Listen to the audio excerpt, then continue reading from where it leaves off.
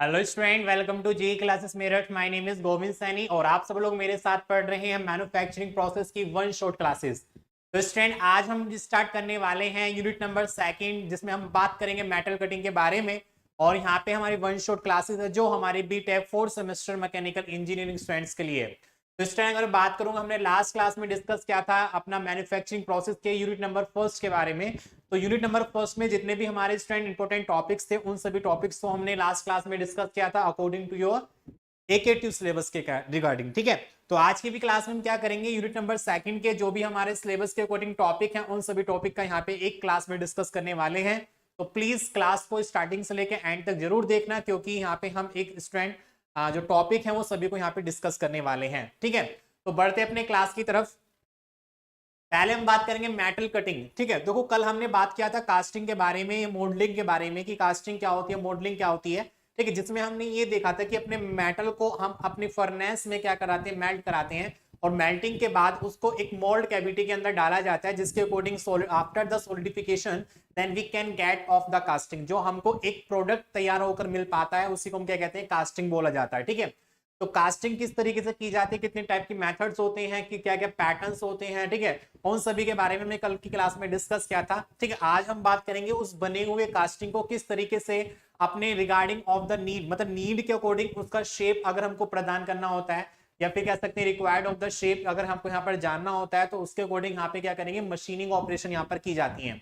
तो machining operation में आप सब लोग जानते हैं कि हमने बेसिकली अगर मान लीजिए कोई भी मुझको नट या बोल्ट हमको बनाना होता है, तो वहां पे क्या करते हैं, बाय द कटिंग टूल के रिगार्डिंग हम अपने मेटल को वहां पे कटिंग करने का काम करते हैं, मेटल को रिमूव कराने का काम करते हैं, जिसके अकॉर्डिंग हमको एक डिजायर्ड शेप हमको मिल पाता है। ठीक है, तो मेटल कटिंग बेसिकली इसके नाम से हमको पता चल रहा है कि हमारा कोई मेटल है, उस मेटल को हम किस तरीके से कटिंग करेंगे। और कटिंग करने के डिफरेंट डिफरेंट हमारे ऑपरेशंस होते हैं, डिफरेंट डिफरेंट हमारे टूल्स होते हैं। ठीक है, तो मशीनिंग मेटल कटिंग बेसिकली है क्या, कि metal cutting is a process in which a metal workpiece is shaped of separated into desired dimensions and surface finished by removing material using a cutting tool। तो यहाँ पे metal cutting में क्या करते हैं, मेटल कटिंग में basically यहाँ पे कटिंग टूल का यूज करके अपने मेटल को काटने का काम करते हैं, जिसके अकॉर्डिंग हमको एक डिजायर्ड शेप मिल सके। साथ ही साथ यहाँ पे बात कर सकते हैं कि अगर हम मेटल की सरफेस को फिनिश करना होता है तो यहाँ पे मशीनिंग ऑपरेशन उसके ऊपर करनी पड़ती हैं। तो यहाँ पे हम क्या करेंगे इस वाली यूनिट में, कि मेटल को किस तरीके से कटिंग की जाती है, कौन कौन सी ऑपरेशंस वगैरह होती हैं, इन सभी के बारे में क्या करने वाले हैं, यहाँ पे डिस्कस करने वाले हैं। ठीक है, बात करेंगे सबसे पहले। अब हमको मेटल को अगर काटना होगा, मतलब मेटल कटिंग करना होगा, तो सबसे पहले हमको क्या चाहिए भाई, टूल चाहिए। Without any cutting tool we can not cutting of the metal. या फिर हम कह सकते हैं अगर हमको कोई भी चीज काटना होता है, सब्जी फल्स वगैरह फ्रूट्स वगैरह कुछ भी चीज आप काटते हैं, तो काटने के लिए क्या होना चाहिए, आपके पास चाकू होना चाहिए, तभी क्या करेंगे वो कट सकता है। तो इसी तरीके से यहाँ पे मेटल को एक काटना होता है, तो यहाँ पे एक मेटल एक रॉ मटेरियल में होता है, उसको हम काट कर एक डिजायर्ड शेप हमको प्रोड्यूस करना होता है, वही हमारा क्या कहलाता है स्टूडेंट, यहाँ पर मेटल कटिंग प्रोसेस हमको यहाँ पर बात करते हैं। तो सबसे पहले बात करेंगे यहाँ पे कटिंग टूल के बारे में। तो कटिंग टूल क्या होता है, एक हमारा कटिंग टूल एक मटेरियल है, या फिर कह सकते हैं cutting tool is a material which cutting the material which cutting the metals. ठीक है, तो यहाँ पे कटिंग टूल जो होते हैं बेसिकली हमारे दो टाइप्स के होते हैं, एक हमारा सिंगल पॉइंट कटिंग टूल होता है, एक हमारा मल्टी पॉइंट कटिंग टूल होता है, जैसे कि मैंने आपको क्लास में डिस्कस करके बता रखा है। ठीक है, तो यहाँ पे सबसे पहले बात करेंगे सिंगल पॉइंट कटिंग टूल के बारे में। तो सिंगल पॉइंट कटिंग टूल वह कटिंग टूल होता है, या single point cutting tool are those cutting tool which have the only one tip, which has the only one tip for cutting the material. तो यहाँ पे एक सिंगल पॉइंट कटिंग टूल वह cutting tool होता है जो केवल एक सिंगल पॉइंट के अकॉर्डिंग क्या करता है, मेटल को काटने का काम करता है। ठीक है, आप लोगों ने देखा होगा कि हमारे जैसे कि डिफरेंट डिफरेंट टाइप के, अगर ग्राइंडर की मैं बात करूं, आप लोगों ने देखा होगा ग्राइंडर कटर होता है। तो कटर क्या करता है, वो रोटेटिंग करता है, उसमें छोटे छोटे छोटे छोटे हमारे तीत बने होते हैं, वो सभी तीत क्या करते हैं, मेटल को रिमूव कराने का काम करते हैं। लेकिन अगर मैं बात करूंगा कोई हमने टूल को लिया और उसका एक चोंच मैंने मेटल से स्ट्राइक कराया, उसके अकॉर्डिंग वो केवल एक सिंगल पॉइंट ही क्या कर रहा है, हमारे मेटल को काटने का काम कर रहा है, मेटल को रिमूव कराने का काम कर रहा है, मेटल को कटिंग करने का काम कर रहा है, तो वो कटिंग टूल हमारा क्या कहलाता है student, single point cutting tool यहाँ पे हमको कहलाता है। तो सिंगल पॉइंट कटिंग टूल क्या होता है, कि a single point cutting tool is a type of cutting tool that has only one cutting edge, जो क्या रखता है स्टूडेंट, हमको केवल वन कटिंग एज रखता है, जिसकी जो कटिंग एज होती है, जो किनारा होता है, वो सिंगल वन मतलब एक होता है, use to remove material, metal को रिमूव करने के लिए from the work piece during machining operation. This tool is commonly used in operation like turning, shaping, planing, ये सब ऑपरेशन अगर हमको मेटल पर करनी होते हैं तो वहां पे हम क्या करते हैं, अपना कटिंग टूल का, सिंगल पॉइंट कटिंग टूल का यहाँ पर यूज करते हैं। ठीक है, तो single point cutting tool are cutting tool which has only one tip to cutting the material from the work piece. ठीक है, तो यहाँ पे देख लेते हैं हमारा जो सिंगल पॉइंट कटिंग टूल होता है उसका एक नोमेनक्लेचर हमारे यहाँ पे डायग्राम में आपको दिखा पा रहा हूँ किस तरीके से हमारा सिंगल पॉइंट कटिंग टूल होता है जिसका हम यूज करते हैं अपने मेटल को रिमूव कराने में। ठीक है, तो जैसे कि आप लोग यहाँ पर देख पा रहे हैं हमारा कोई भी एक सिंगल मतलब यहाँ पे हमारा कटर मतलब एक तरीके से सिंगल पॉइंट कटिंग टूल है। ठीक है, जिसका पीछे के आप यहाँ पर देख पा रहे हैं हमारा क्या स्टूडेंट, शैंक है। दिस इज द शैंक, ये क्या हमारा शैंक है। ठीक है, these are the different type of the part of the cutting tool. This is the shank, this is the face and this type of ये वाला जो हमारा एज होता है ये हमारा क्या होता है, हमारा कटिंग एज एंगल होता है, मतलब कटिंग एज होता है जहां से क्या करते हैं मेटल को रिमूव कराने का काम करते हैं। और ये वाला जो पार्ट्स होता है बेसिकली हमारा क्या होता है, नोज रेडियस हमारा होता है जो क्या करता है यहाँ से मेटल को रिमूव कराने का काम करता है। तो this is the single point, ये हमारा जो पॉइंट होता है केवल इसी पॉइंट के अकॉर्डिंग क्या करते हैं मेटल को रिमूव कराने का काम करते हैं। ये सिंगल पॉइंट हम क्या करते हैं मेटल के सरफेस से कॉन्टेक्ट में लेकर आते हैं जिसके अकॉर्डिंग मेटल वहां पे क्या करता है वो रिमूव करने का काम करता है। ठीक है, तो जैसे कि मान सकते हैं मेरा ये पेंसिल है या पेन है जिसका एक हमारा टिप होता है, इस टिप को मैं क्या करूंगा अपने मेटल की सरफेस पर जहां से भी हमको उसको रिमूव कराना होगा वहां पे टच कराएंगे, एक अपना फोर्स को अप्लाइड कराते हैं जिसके अकॉर्डिंग मेटल क्या करता है वहां पे रिमूव कराने का काम करता है कौन, हमारा सिंगल पॉइंट कटिंग टूल। ठीक है, तो these are the different type of the part of the single point cutting tool. First is the shank, जैसे कि आप लोग यहाँ पर देख पा रहे हैं ये हमारा क्या शैंक है।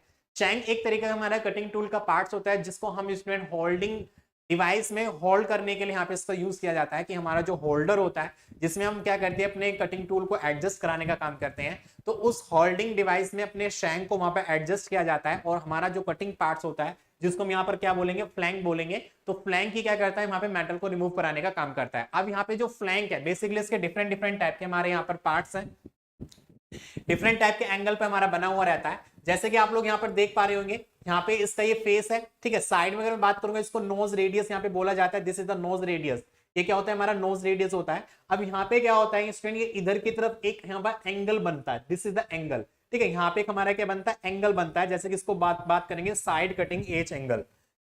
ठीक है, तो ये वाला जो एंगल बनता है यहाँ पर इसको क्या बोलते हैं, साइड कटिंग एज एंगल बोलते हैं।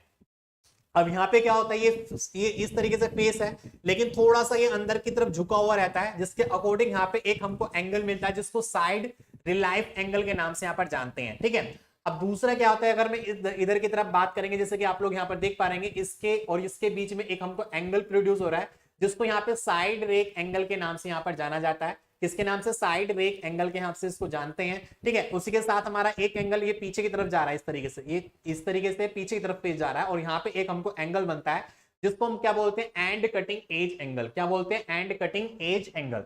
तो हमारा ये वाला क्या होता है, साइड, ये हमारा एंड होता है, ये वाला साइड होता है, ये हमारा एंग होता है, ये हमारा बैक वाला होता है। ठीक है, तो इसी तरीके से हमारे यहाँ पर सिंगल पॉइंट कटिंग टूल के डिफरेंट डिफरेंट टाइप हमारे यहाँ पर क्या होते हैं, पार्ट्स होते हैं, जैसे कि आप लोग यहाँ पर देख पा रहे हैं। तो सिंगल पॉइंट कटिंग टूल में डिफरेंट डिफरेंट टाइप की हमारी टूल ज्योमेट्री होती है। First is shank. ठीक है, शैंक होता है, फ्लैंक होता है, फेस होता है, हील होता है, नोज होता है, नोज रेडियस, कटिंग एज हमारे यहाँ पर होता है। अगर मैं बात करूंगा यहाँ पे स्टूडेंट एंगल की, तो एंगल में हमारा साइड कटिंग एज एंगल होता है, and cutting edge angle, side relief angle, and relief angle, साथ ही साथ बात कर सकते हैं बैक रेक एंगल और हमारा साइड रेक एंगल हमारे यहाँ पर होते हैं।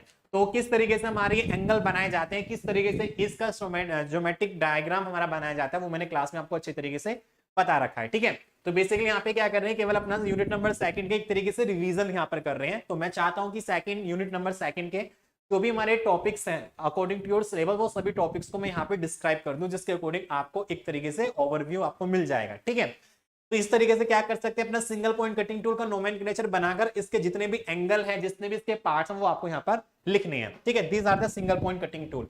उसके बाद बात करेंगे, जैसे कि आप लोग यहाँ पर देख पा रहे हैं हमारा 3D डायग्राम जैसे मैंने आपको बताया था। इसके साथ साथ अगर मैं इसके यहाँ पर इसके व्यूज की बात करूंगा तो व्यूज भी हमारे यहाँ पर 3 टाइप्स के व्यूज होंगे, जैसे कि आप लोग यहाँ पर देख पा रहे हैं। अगर मैं बात करूंगा स्टूडेंट यहाँ पर ये फ्रंट एंगल है, this is the top angle, this is the side angle.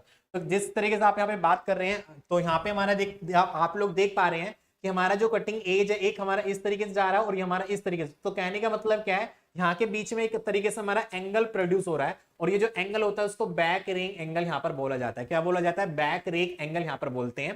ठीक है, अब यहाँ पे देखो ये थोड़ा सा इस तरीके से हमारा झुका हुआ है, ये देखो इस तरीके से हमारा टूल बना हुआ। कहने का मतलब क्या है, अगर मान लीजिए मेरा इस तरीके से कोई भी मेरा टूल है, अब मैंने टूल को क्या किया, इसको इधर और इसको इधर, और इस तरीके से मैंने यहाँ पे क्या करा, टूल का कंस्ट्रक्शन किया है। तो एक एंगल तो मेरे यहाँ पे बन जाएगा, एक एंगल मेरे यहाँ बन जाएगा। तो ये वाला जो हमारा एंगल होता है उसको हम क्या बोलते हैं यहाँ पे स्टूडेंट, एंड क्लियरेंस एंगल, या फिर हम उसको यहाँ पर बोलते हैं, ये वाला जो एंगल होता है उसको एंड रिलाइफ एंगल के नाम से यहाँ पर जानते हैं। और ये वाला जो एंगल होता है उसको बैक रेक एंगल के नाम से यहाँ पर जानते हैं। ठीक है, तो बैक रेक एंगल और हमारा एंड रिलाइफ एंगल, या फिर इसको यहाँ पे बोल सकते हैं, ठीक है, एंड रिलाइफ एंगल के नाम से उसमें यहाँ पर जाना सकता है। ठीक है, अगर मैं बात करूंगा इसके टॉप व्यू से देखेंगे तो टॉप व्यू में हमको ये शैंक दिख रहा है आपको, ये हमारे यहाँ पे नोड रेडियस दिख रहा है जो हमारे यहाँ पे मेटल को रिमूव कराने का काम करता है।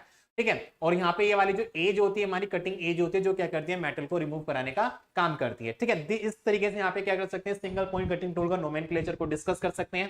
साथ ही साथ बात करेंगे मल्टी पॉइंट कटिंग टूल। तो multi point cutting tool are those cutting tool which has the multi point to remove the material. ठीक है, जिसके अकॉर्डिंग हमारे जो टूल होता है, जो हमारे मोर देन 2, अगर यहाँ पे बात कर सकते हैं मोर देन 2 या different type of the cutting teeth available on the cutter, that is called the multi point cutting tool. तो multi point cutting tool are those cutting tool which cut the which remove the material has the different number of teeth, cutting teeth. ठीक है, तो जैसे कि आप लोग यहाँ पर देख पा रहे हैं हमारा कोई कटिंग टूल है तो 1 2 3 4 5 6, तो different type of the teeth यहाँ पे स्टूडेंट हमारे अरेंजमेंट है, और ये सभी टीथ क्या करते हैं, मेटल को रिमूव कराने का काम करते हैं।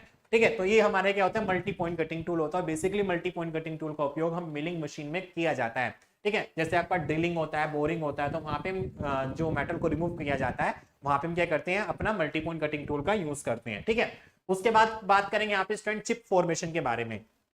अभी हमने क्या डिस्कस किया कि सिंगल पॉइंट कटिंग टूल क्या होता है या मल्टी पॉइंट कटिंग टूल हमारा क्या होता है। अब उसके बाद हम जब कोई भी मेटल को या फिर कटिंग टूल को हम यूज करते हैं मेटल को रिमूव कराने के लिए, तो मेटल जब रिमूव होता है तो वो हमारे एक चिप के फॉर्म में होता है।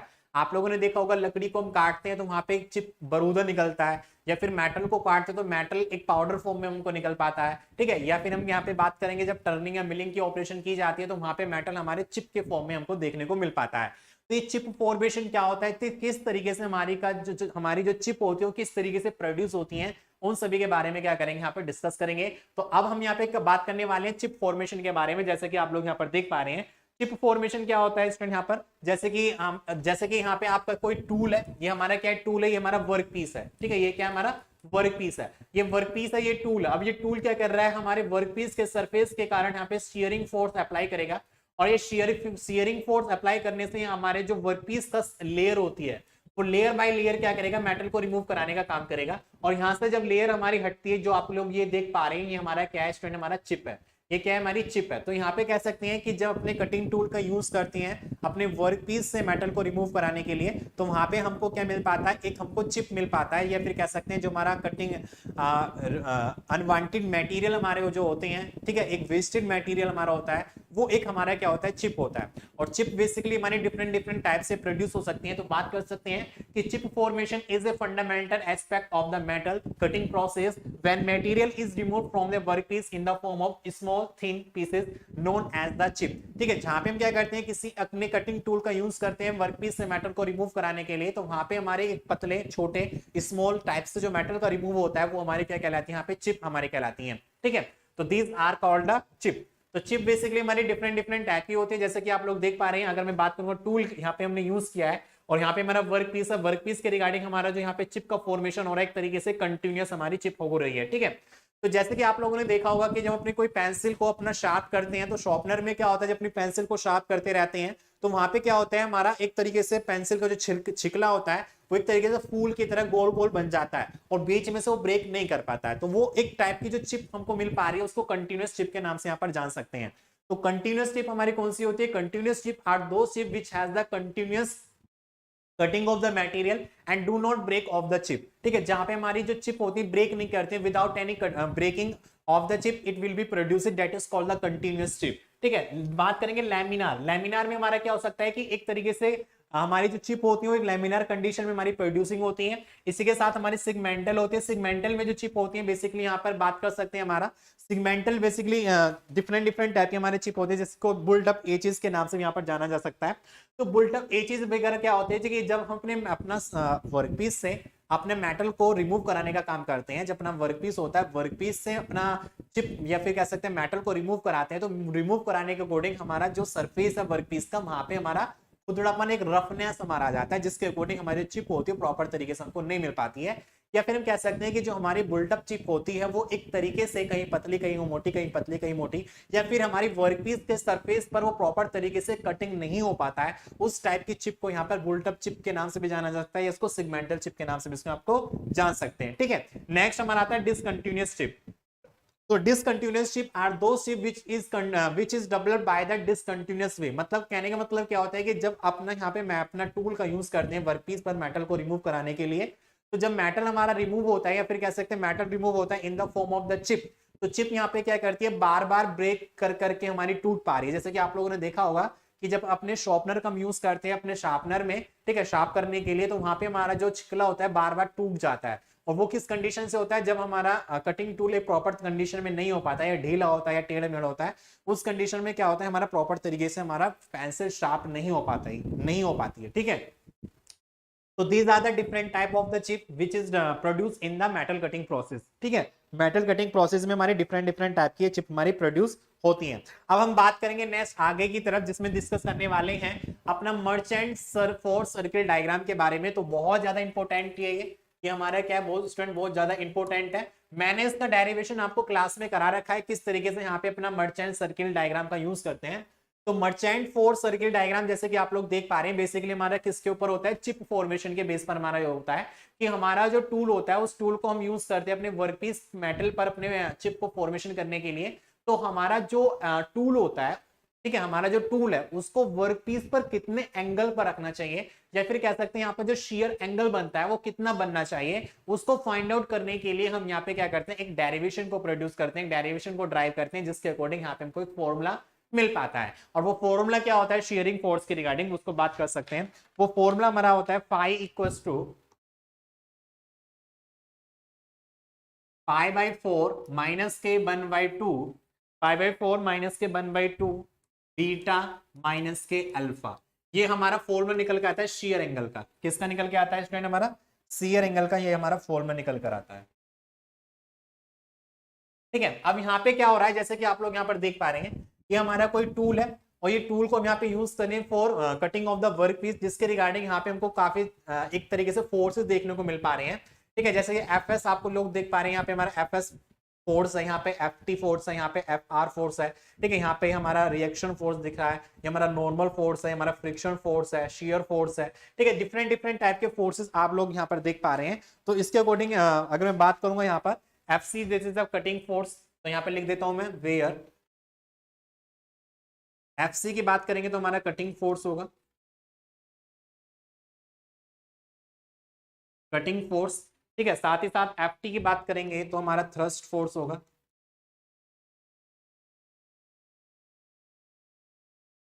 ठीक है, that is the F S shear force,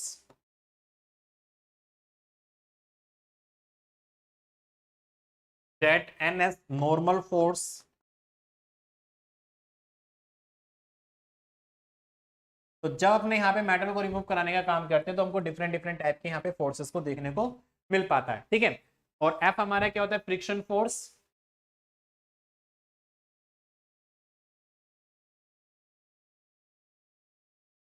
और जिसकी बात करेंगे phi that is the shear angle,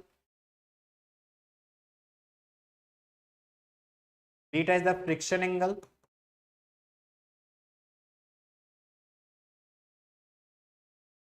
और यहां पे बात करेंगे alpha is the rake angle. ठीक है, अल्फा क्या होगा यहाँ पे स्टूडेंट, हमारा रेक एंगल होगा। तो आप जैसे कि बात कर सकते हैं यहाँ पे स्टूडेंट, आप लोग देख पा रहे हैं यहाँ पे हमारा फाई एंगल बनना है, जो एक तरीके से हमको शेयर एंगल प्रोड्यूस करेगा। ये क्या करेगा स्टूडेंट, हमको शेयर एंगल यहाँ पे प्रोड्यूस करेगा, this is the phi, shear angle produce करेगा। और बात कर सकते हैं ऊपर की तरफ ये वाला जो एंगल बनना है हमको अल्फा बनना है, जिसको हम बात करेंगे रेक एंगल के बारे में। और बीटा जो बनना है इसको हम क्या करेंगे, फ्रिक्शन एंगल के बारे में बात कर सकते हैं, जिसके अकॉर्डिंग यहाँ पे हमको एक डेरिवेशन को ड्राइव करते हैं to find out the shear angle. तो शेयर एंगल हमको यहाँ पे देखने को मिल पाता है, that is pi by 4 minus के 1/2 बीटा माइनस के अल्फा। ठीक है, ये डेरिवेशन आपको सोल्व करना है, बहुत ज्यादा इंपॉर्टेंट होता है एग्जाम के पॉइंट ऑफ व्यू से। काफी बार एग्जाम में पूछा भी गया है मर्चेंट फोर्स सर्किल डायग्राम, तो आप इसको देख सकते हैं, कर सकते हैं। ठीक है स्टूडेंट, अब हम आगे की तरफ बात करेंगे जिसमें पढ़ने वाले हैं टूल वियर के बारे में। तो अभी तो हमने डिस्कस किया कि हमारा कटिंग टूल क्या होते हैं, कटिंग टूल कितने टाइप के होते हैं। उसके साथ साथ हमने डिस्कस किया कि उसके बाद चिप क्या होती है, चिप फॉर्मेशन क्या होती है, कितने टाइप की चिप्स वगैरह होती हैं, ठीक है। और यहाँ पे हमने डिस्कस किया कि हमारा जो टूल होता है और हमारा जो वर्कपीस होता है जहाँ पे अपने मेटल को रिमूव कराने का काम करते हैं, तो टूल और वर्कपीस के बीच में हमारा जो शेयर एंगल प्रोड्यूस होता है वो कितना फाइंड आउट होता है, होके आता है मर्चेंट सर्किट डायग्राम के रिगार्डिंग। अब हम बात करेंगे कि जो हम टूल का यूज कर पा रहे हैं अपने कटिंग टूल का, उसके ऊपर क्या इफेक्ट पड़ पाते हैं। तो सबसे पहले बात करेंगे टूल वियर के बारे में, जैसे कि इसके नाम से हमको पता चल पा रहा है टूल वियर, टूल टूल और वियर, वियर का मतलब फट जाना, खराब हो जाना, घिस जाना, फट जाना, ये हमारा क्या कहलाता है, वियर कहलाता है। तो टूल वियर क्या होता है, बेसिकली एक प्रॉब्लम क्या होती है जब अपना स्टूडेंट यहाँ पे टूलिंग का हम यूज करते हैं मेटल को रिमूव कराने के लिए, जब अपना टूल को हम डिफरेंट एक तरीके से लंबे टाइम से यूज करते हुए आ रहे हैं, तो एक टाइम ऐसा आता है कि हमारे जो टूल होता है वो घिस जाता है। जैसे कि आप सब लोग जानते हैं, आप हर एक चीज को यूज करते हैं, आप चप्पल पहनते हो, जूते पहनते हो, ठीक है, 2 महीने बाद, 3 महीने बाद, 4 महीने बाद, 6 महीने बाद आपके जूते चप्पल घिस जाते हैं, टूट जाते हैं। या कोई भी चीज है जो भी चलने का काम कर रही है या कोई भी मूविंग करने का काम कर रही है, किसी के साथ फ्रिक्शन का काम कर रही है, तो वहां पे वो बेसिकली हमारी क्या करती है, वियर जरूर हमारी होती है। तो जिसके रिगार्डिंग हमें बात कर सकते हैं कि हमारा जो कटिंग टूल होता है वो वर्कपीस के साथ एक तरीके से फ्रिक्शन के कारण क्या करता है, हमें वर्क करता है और मेटल को रिमूव करता है। यदि हमारा वर्कपीस और कटिंग टूल के बीच में फ्रिक्शन प्रोड्यूस नहीं होगा तो वहां पे मेटल हमारा रिमूव नहीं हो पाएगा। तो without any friction we can not cutting of the material from the workpiece. So it is exist of the frictional force on the workpiece and tool, between workpiece and tool. तो tool wear refers to the loss of material. Tool wear जो होता है वो basically हमको define कर सकता है, refers करता है, that is the loss of material. यहाँ पे क्या करता है, हमारा जो टूल वियर होता है वो हमारा जो कटिंग टूल होता है, कटिंग टूल से मेटल का एक तरीके से लॉस होता है।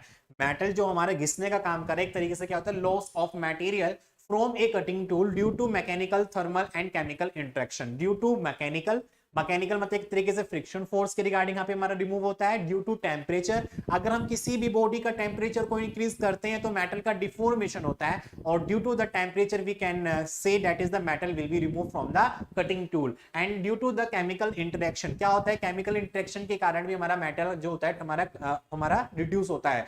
अगर मैं बात करूंगा स्टूडेंट यहाँ पे, जैसे कि मान लीजिए कोई भी हमारा कास्ट आयरन है या फिर कोई हमारा मेटल है, एल्युमिनियम वगैरह है, ब्रॉन्ज वगैरह है, अगर मैं उसको खुले वातावरण में रखता हूं या फिर कह सकते हैं उसके ऊपर हमारा मॉइस्चर्स कंटेन एयर वगैरह हमारा आ रहे हैं, तो कोरोजन के कारण हमारा ऑलरेडी वो क्या कर जाता है, डिफेक्ट कर जाता है। उसी तरीके से हमारा जो मेटल होता है, जो कटिंग टूल होता है, जब वो किसी दूसरे मेटल के बीच के कॉन्टेक्ट सरफेस में आता है या फिर वहां पे कह सकते हैं कोई हमारी मैकेनिकल रिएक्शन हम दोनों को वहां पर देखने को मिल पाती है, तो due to the mechanical reaction, sorry chemical reaction, that it will be can be reduce या फिर कह सकते हैं loss of the metal from the cutting tool material, ठीक है। तो with the workpiece during the machining process, तो आज जैसे कि आप लोग यहाँ पर देख पा रहे हैं टूल वियर के रिगार्डिंग यहाँ पे क्या होता है, loss of the metal from the tool, ठीक है। और यहाँ पे हमारा जो टूल वियर होता है वो हमारे डिफरेंट टाइप से हमारा होता है, ठीक है। जैसे कि क्रेटर वियर होता है, जैसे बात कर सकते हैं यहाँ पे type of tool wear,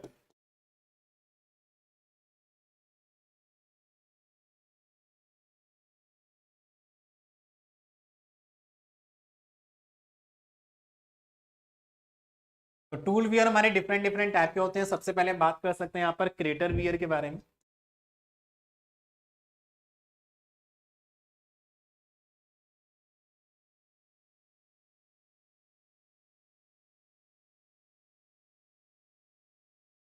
crater wear और फ्लैंक वियर,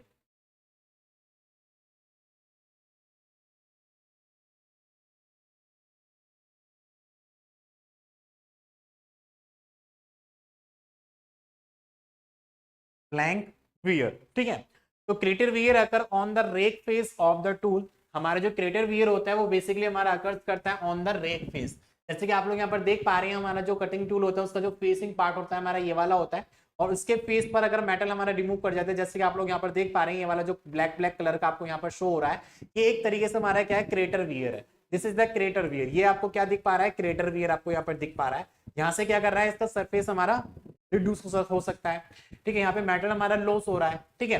दूसरा हमारा क्या होता है, फ्लैंक वियर होता है। हमारी क्या होती है, फ्लैंक होती है, जिसके अकॉर्डिंग यहाँ पे ये वाला जो कटिंग एज है यहाँ पे घिसने का काम कर रहा है, जिसको फ्लैंक वियर के नाम से यहाँ पर जानते हैं, ठीक है। तो जिसको क्या कहते हैं, फ्लैंक वियर के नाम से यहाँ पर इसको जाना जाता है। तो there are the two types of the defect in the cutting tool material due to the tool wear. तो टूल वियर के अकॉर्डिंग हमारे दो टाइप्स के हमारे वियर होते हैं, हमारा क्रेटर वियर होता है, हमारा फ्लैंक वियर होता है, जिसके अकॉर्डिंग यहाँ पे बात कर सकते हैं, ओके। नेक्स्ट हम बात करेंगे टूल लाइफ के बारे में। अभी तो हमने क्या डिस्कस किया कि टूल वियर क्या होता है, किस तरीके से हमारा जो टूल होता है वो वियर कर जाता है, घिस जाता है। अब हम बात करेंगे टूल लाइफ के बारे में कि टूल का जीवन कितना होता है। जैसे कि ऑब्वियसली सभी हमारे यहाँ पे जैसे ह्यूमंस वगैरह होते हैं, सभी का एक लाइफ टाइम होता है, 80 साल, 40 साल, 50 साल, 60 साल, कितने साल तक वो जी सकता है बेसिकली, ठीक है। उसी तरीके से हमारा क्या होता है, टूल लाइफ भी हमारी होती है, जो हम टूल का यूजिंग करते हैं फॉर कटिंग द मटेरियल, ठीक है, for cutting the material from the work piece, then it will has the tool life. Tool life क्या होता है, एक हमारी डिस्टेंस होती है किसकी, टाइम की, क्या होती है, इसमें हमारी टाइम की डिस्टेंस होती है। तो the length of the period for which a tool can be used is defined as the tool life. कि हमारा एक लेंथ ऑफ द पीरियड होता है, एक हमारा समय का डिस्टेंस होता है, कितने समय तक हम इस वाले टूल को यूज कर सकते हैं, वो हमारे क्या कहलाता है, टूल लाइफ हमारे यहाँ पर कहलाता है। क्या कहलाता है स्टूडेंट्स को, टूल लाइफ कहते हैं। हर एक बंदा होता है, जैसे कि आप सब लोग जानती हैं, गवर्नमेंट कोई जॉब करता है तो गवर्नमेंट जॉब में हर सभी की 60 या 65 तक हमारे लास्ट एज होती है, इसके ऊपर कोई भी हमारा वर्कर मतलब वर्क नहीं कर पाता है। उसका भी क्या होता है कि हमारा लाइफ मतलब एक तरीके से टाइम होता है, वर्किंग टाइम हमारा होता है, वर्किंग लाइफ हमारी होती है। तो कह सकते हैं कि हमारे किसी भी टूल का हम यहाँ पे हमारा टाइम होता है, कितने साल तक उसका यूज हम कर सकते हैं, कितने टाइम तक उसका यूज कर सकते हैं। तो the length of the period for which a tool can be used is defined as the tool life. And tool life हमारे स्टूडेंट डिफरेंट डिफरेंट टाइप के फैक्टर्स पर अफेक्ट करती है।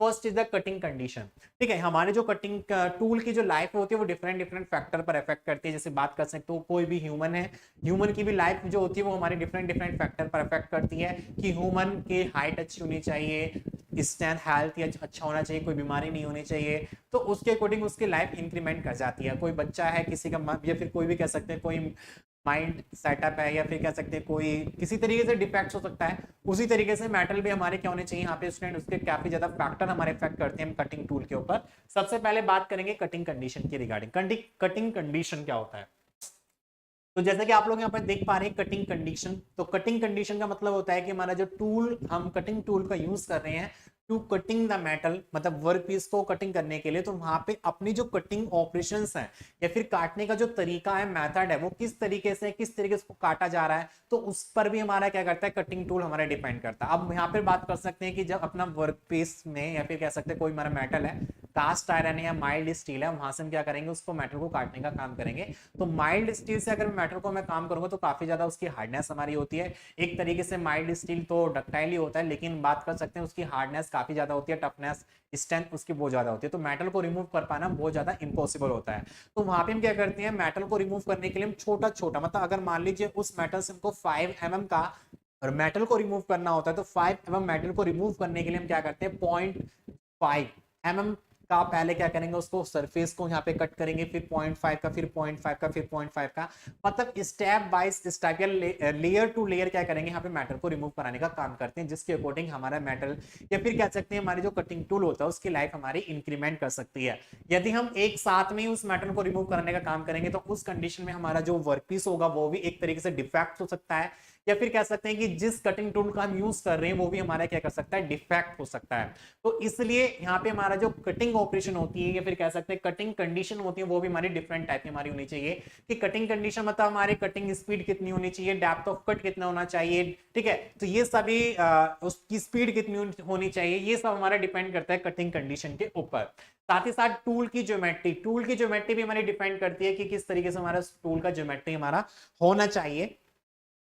तो टूल ज्योमेट्री यहाँ पे डिफाइन करती है कि increasing the rake angle decrease the cutting force and heat produce at the tool tip, thereby increasing tool life. तो यहाँ पे हमारा जो कटिंग टूल है उसका कितना रेक एंगल है, कितना स्टैंड लाइफ एंगल है, कितना साइड एंगल है, ये सब यहाँ पे वेरी करता है, जिसके अकॉर्डिंग हमारा टूल की लाइफ यहाँ पर इम्पैक्ट डालती है।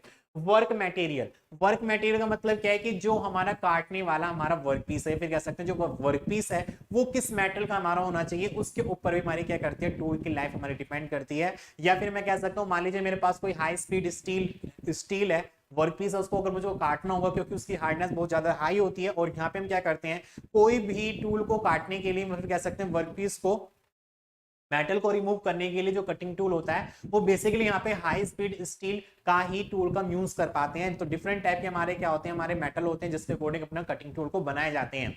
तो यहाँ पे क्या कर सकते हैं कि हमारे जो कटिंग टूल होता है, कटिंग टूल का जो मटेरियल है या फिर कह सकते हैं उसकी जो प्रॉपर्टी है वो स्ट्रेंथ हमारी ज्यादा होनी चाहिए in comparison to work piece से। मतलब स्ट्रेंथ है वो हमारी ज्यादा होनी चाहिए, हार्डनेस है वो हमारी ज्यादा होनी चाहिए, किसकी, हमारी कटिंग टूल की, in comparison of the work piece के रिगार्डिंग। ठीक है, rigidity of the work piece, हमारा जो वर्क पीस है उसके ऊपर वो एक तरीके से रिजिडिटी हमारा होना चाहिए। इफेक्ट ऑफ लुब्रिकेंट, हमारे यहाँ पे लुब्रिकेंट का भी इफेक्ट पड़ता है किसके ऊपर, हमारा कटिंग टूल पर, कि जब हम अपने वर्क पीस से मेटल को रिमूव कराने का काम करते हैं और यहाँ पे क्या करते हैं, कटिंग टूल को वहां पे मेटल को काटने का काम करते हैं, तो मैंने आपको बताया था कि जब हम अपना कटिंग टूल का यूज करते हैं वर्कपीस से मेटल को रिमूव कराने के लिए, तो जहां पे कटिंग टूल और वर्कपीस आपस में कॉन्टेक्ट सरफेस में आते हैं, जिसके अकॉर्डिंग वहां पे एक फ्रिक्शनल फोर्स अप्लाई किया जाता है, और फ्रिक्शनल फोर्स के अकॉर्डिंग हमारा मेटल क्या करता है, रिमूव होने का काम करता है, due to the frictional force that it will be use of the lubricant. तो अब जहाँ पे हमारा फ्रिक्शन फोर्स अप्लाई करते हैं तो वहां पे हमारा टेम्परेचर भी काफी ज्यादा इंड्यूस हो जाता है,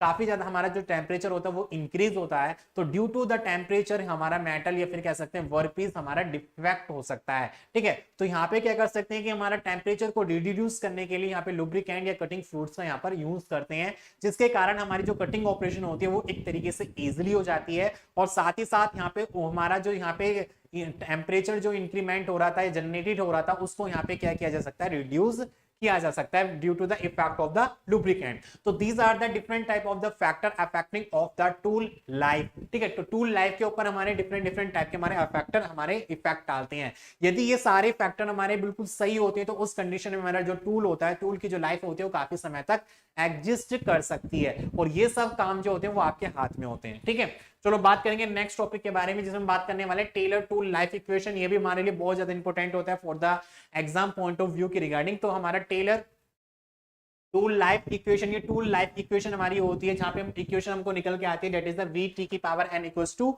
सी, वी की power n equals to C, where v is the cutting velocity. अगर मैं बात करूंगा यहाँ पर where v is the cutting velocity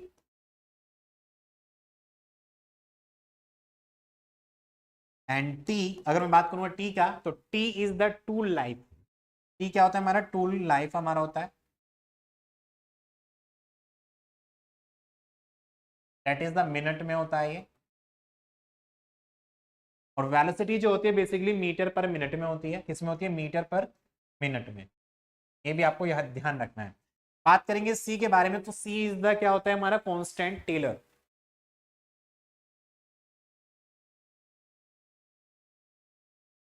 ये क्या होता है, हमारा टेलर कांस्टेंट होता है। और यहाँ पे बात करेंगे एन के बारे में, तो एन बेसिकली यहाँ पे हमको रिप्रेजेंट करता है Taylor exponent depending mainly on cutting tool material. Taylor's exponent, Taylor exponent. ठीक है, तो हमारा एक इक्वेशन आती है that is the V T की power n equals to C हमारे यहाँ पर होता है। एक क्वेश्चन है यहाँ पे, इसको स्टूडेंट रिप्रेजेंट करेंगे किस तरीके से, देखेंगे अपने क्वेश्चन के बारे में। तो देखेंगे यहाँ पर क्वेश्चन को,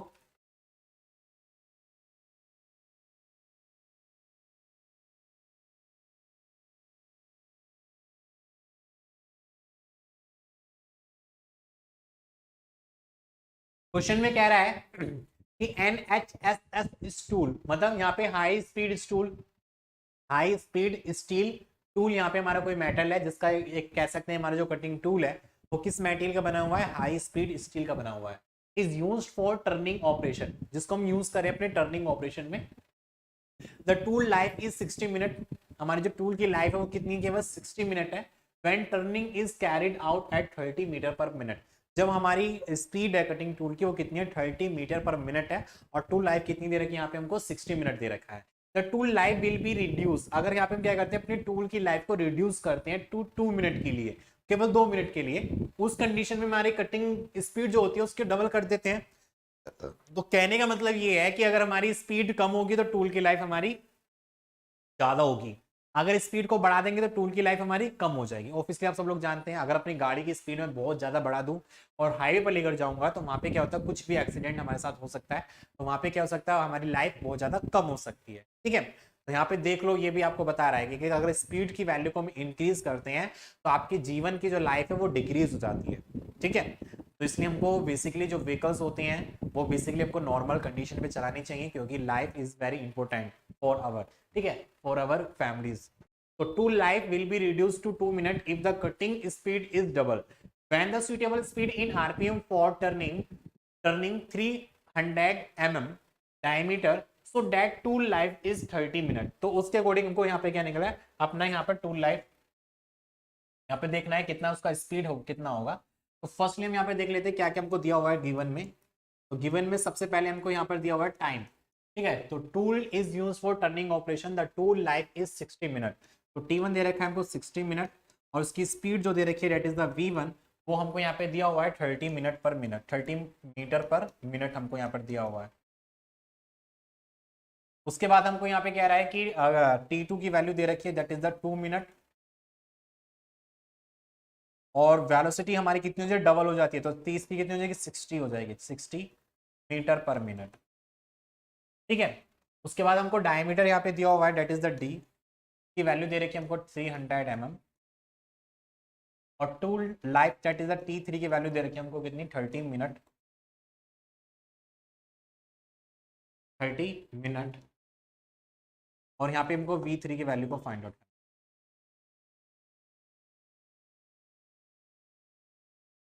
तो देखेंगे क्वेश्चन को करने के लिए, तो सबसे पहले क्या करेंगे, नाउ टेलर इक्वेशन से बात कर लेते हैं। नाउ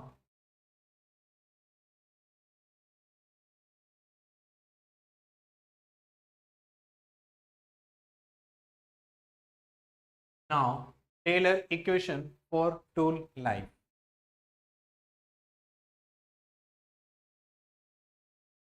फॉर टूल लाइफ, तो टेलर इक्वेशन क्या होती है, डेट इज हमने अभी डिस्कस किया, बी टी की power N equals to C हमारी इक्वेशन होती है, that is the first equation. यहाँ पे इसको मान लेंगे।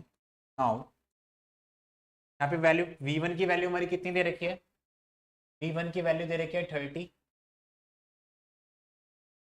मल्टीप्लाई T1 की वैल्यू दे रखी है 60 की पावर n इक्वल्स टू सी। इसको इक्वेशन नंबर मान लेंगे यहाँ पर सेकंड। इसी तरीके से हमको बात करेंगे यहाँ पे स्टूडेंट किसकी, V2 की वैल्यू दे रखी है हमको 60,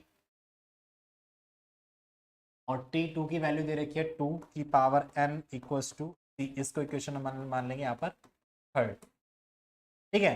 तो now equation number first and second जैसे आप लोग यहाँ पर देख पा रहे हैं, नाउ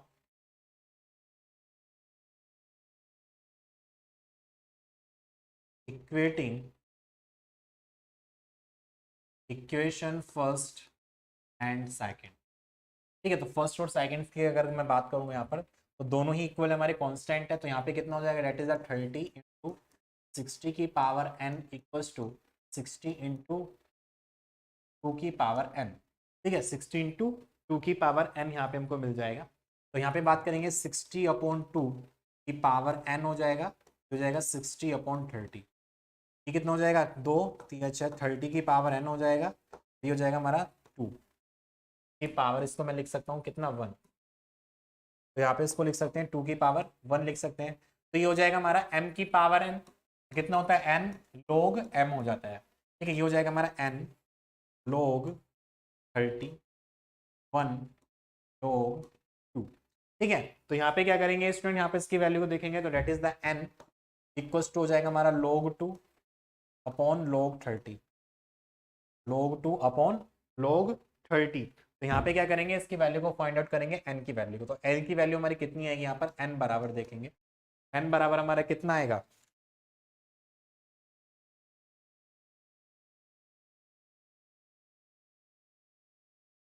तो log 2 divide by log 3 sorry 30। तो वैल्यू आपकी यहाँ पे आ जाएगी कितनी, 0.2038, 0.2038। n की वैल्यू आपको यहाँ पर मिल गई है, ठीक है। c की वैल्यू को यहाँ पे पुटअप करेंगे। Now putting the value of the n in equation number 2.038, यही कर लेते हैं साइड में।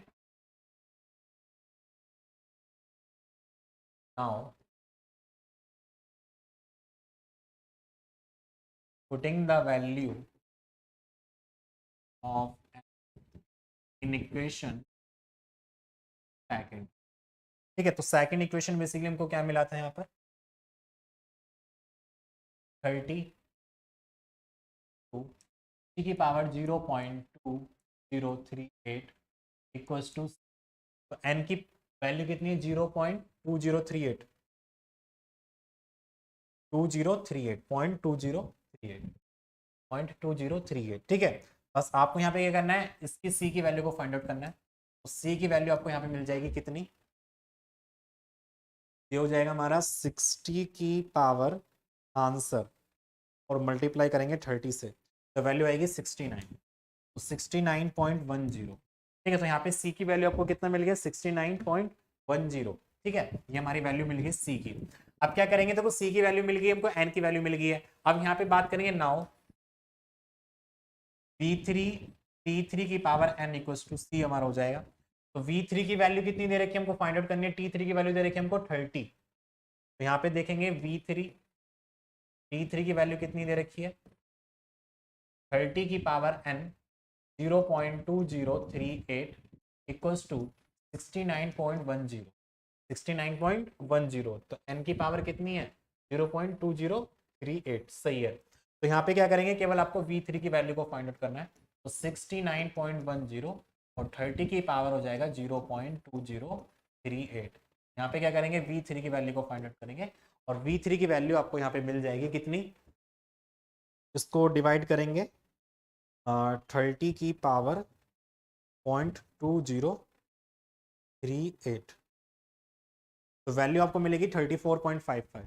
तो यहाँ पे वैल्यू आएगी 34.55 कितनी, यहाँ पे आपको मिल जाएगा that is the RPM, sorry 34.55 metre per minute, इसकी जो यूनिट होगी कितनी होगी, मीटर पर मिनट आपको यहाँ पे मिल जाएगा। तो ये हमको V3 तो मिल गया, स्पीड मिल गया, लेकिन वो हमको क्या बोल रहा है, हमको आरपीएम में स्पीड आपको फाइंड आउट करनी है। तो हम आरपीएम में स्पीड हमारी कितनी हो जाएगी, डेट इज द V बराबर के पाई डी एन, कितनी पाई डी एन हमको यहाँ पे मिल जाएगा, ठीक है। V बराबर के कितना होता है, पाई डी एन यहाँ पे मिल जाएगा। तो n की वैल्यू को हमको फाइंड आउट करना है, तो n बराबर हमको कितना हो जाएगा, V अपॉन पाई डी। तो हमको V की वैल्यू निकल के 34.55 और पाई 3.14 और डायमीटर दे रखा है 300 mm में हमको डायमीटर दे रखा है। तो इसको किस में कन्वर्ट कर लेंगे, मीटर में कन्वर्ट कर लेंगे। तो मीटर में कन्वर्ट करने के लिए क्या हो जाएगा, 10 की पावर -3 हो जाएगा। तो यहाँ से आपको n की वैल्यू को फाइंड आउट करेंगे, तो n की वैल्यू आपको मिल जाएगी यहाँ पर कितनी, तो यहाँ पे बात करेंगे, डिवाइड करेंगे 3.14 मल्टीप्लाई 300 मल्टीप्लाई 10 की पावर -3, तो आपको मिलेगा यहाँ पर value that is the 36.67 RPM. तो आपको स्पीड मिल जाएगी कितनी, 36.67 आरपीएम की वैल्यू आपको यहाँ पर मिल जाएगी, ठीक है। तो इस तरीके से क्या कर सकते हैं, अपने क्वेश्चन को यहाँ पर सॉल्व कर सकते हैं, ठीक है। इस तरीके से अपने क्वेश्चन को यहाँ पर सॉल्व किया जा सकता है। ओके, क्लियर है। चलो आगे की तरफ बढ़ते हैं। नेक्स्ट हम बात करेंगे आगे की तरफ, desirable characteristics of the cutting tool. Cutting tool की क्या क्या कैरेक्टरिस्टिक्स हमारे होने चाहिए, उनके बारे में क्या करेंगे, डिस्कस करेंगे। इससे पहले हम बात कर लेते हैं अपना सरफेस फिनिश प्रोसेस के बारे में, कि सरफेस फिनिश प्रोसेस हमारा क्या होता है। देखो सरफेस फिनिश प्रोसेस हमने क्या करा, मेटल को यहाँ पे क्या करते हैं, वर्कपीस से मेटल को रिमूव करते हैं। रिमूव करने के बाद हमको जो वर्कपीस की जो सरफेस होती है, एक तरीके से रफनेस हमको देखने को मिल पाती है। तो उसकी सरफेस को फिनिश करने के लिए यहाँ पे फिनिशिंग प्रोसेस की जाती है, जिसके अकॉर्डिंग अपने मेटल को रिमूव किया जाता है सरफेस से, और वहां पे अपनी वर्कपीस की सरफेस को एक तरीके से क्या किया जाता है, बिल्कुल फिनिश किया जाता है। तो सरफेस फिनिश प्रोसेस के बारे में बात कर सकते हैं। तो machinability is often assessed by surface finish after the machining operation. A good surface finish is affected by many variable in single or multiple point machining. ठीक है, तो हमारा क्या होता है, सरफेस फिनिश फैक्टर होता है, जिसके अकॉर्डिंग हम बात कर सकते हैं। अब हम बात करेंगे कि जैसे कि आप लोग यहाँ पर देख पा रहे हैं कि desirable characteristics of A cutting tool. Cutting tool की डिफरेंट टाइप की डिजायरेबल कैरेक्टरिस्टिक्स हमारी क्या क्या होनी चाहिए, कि हमारा जो कटिंग टूल है उसकी बेसिकली प्रॉपर्टी हमारी क्या क्या होनी चाहिए। सबसे पहले बात करेंगे हॉट हार्डनेस के बारे में। देखो hot hardness is the property of the material, या फिर हम कह सकते हैं that is the ability of the material which has the cutting tool. It is the ability of the material which can stand, which can resist of the heat, which can resist of the temperature due to cutting tool of the material. ठीक है, cutting tool of the material. तो यहाँ पे बात कर सकते हैं, these are the different type of the desirable characteristics. तो hot hardness, it is the ability of the cutting tool to withstand high temperature without losing it's cutting edge, क्योंकि मैंने आपको बताया था कि जब आप अपने कटिंग टूल का यूज करते हैं अपने वर्क पीस से मेटल को रिमूव कराने के लिए, तो वहां पे क्या होता है कि जब हम वहां पे फ्रिक्शन फोर्स प्रोड्यूस करते हैं या फिर कोई भी मेटल को काटने का काम करते हैं, तो वहां पे हमको टेम्परेचर राइज होने को देखने को मिल पाता है। ठीक है, टेम्परेचर वहां पे स्टूडेंट इंक्रीज होता है। तो उस टेम्परेचर इंक्रीज होने के कारण अगर मान लीजिए वहां पे टेम्परेचर ज्यादा इंक्रीज हो गया, तो हमारा जो टूल होगा वो क्या कर सकता है, वियर कर सकता है, या फिर कह सकते हैं वो डिफॉर्म हो सकता है, जिसके अकॉर्डिंग हमको मिलने वाला जो डायमेंशन है वो हमको प्रॉपर तरीके से एक्यूरेट नहीं मिल पाएगा। तो इसलिए हमारा जो कटिंग टूल है उसकी प्रॉपर्टी ऐसी होनी चाहिए कि वो क्या कर सकता है, उसके अकॉर्डिंग वो हॉट रेजिस्टेंस होना चाहिए कि हमारे कटिंग कंडीशन के अकॉर्डिंग जो हमारा जनरेट हो रहा है टेम्परेचर, उसको क्या कर सकता है, वो हमारा रजिस्ट कर सके। इस टाइप की प्रॉपर्टी हमारी होनी चाहिए। बैंडिंग स्ट्रेंथ, बैंडिंग स्ट्रेंथ का मतलब क्या होता है कि जब हम अपने कटिंग टूल का यूज करते हैं अपने मेटल को cutting, it is the ability of the cutting tool which can stand at the bending movement, या फिर कह सकते हैं कि जब अपने कटिंग टूल का यूज करते हैं अपने वर्कपीस से मेटल को रिमूव कराने के लिए, तो उस समय अगर हमारा मेटल प्लास्टिक कंडीशन में पहुंच जाता है, तो after the plastic condition that it will B resist of the bending, वो क्या कर सकता है, बेंडिंग का वो रजिस्ट करे। इस टाइप की प्रॉपर्टी हमारी होनी चाहिए, इस तरह की स्ट्रेंथ उसके अंदर होनी चाहिए।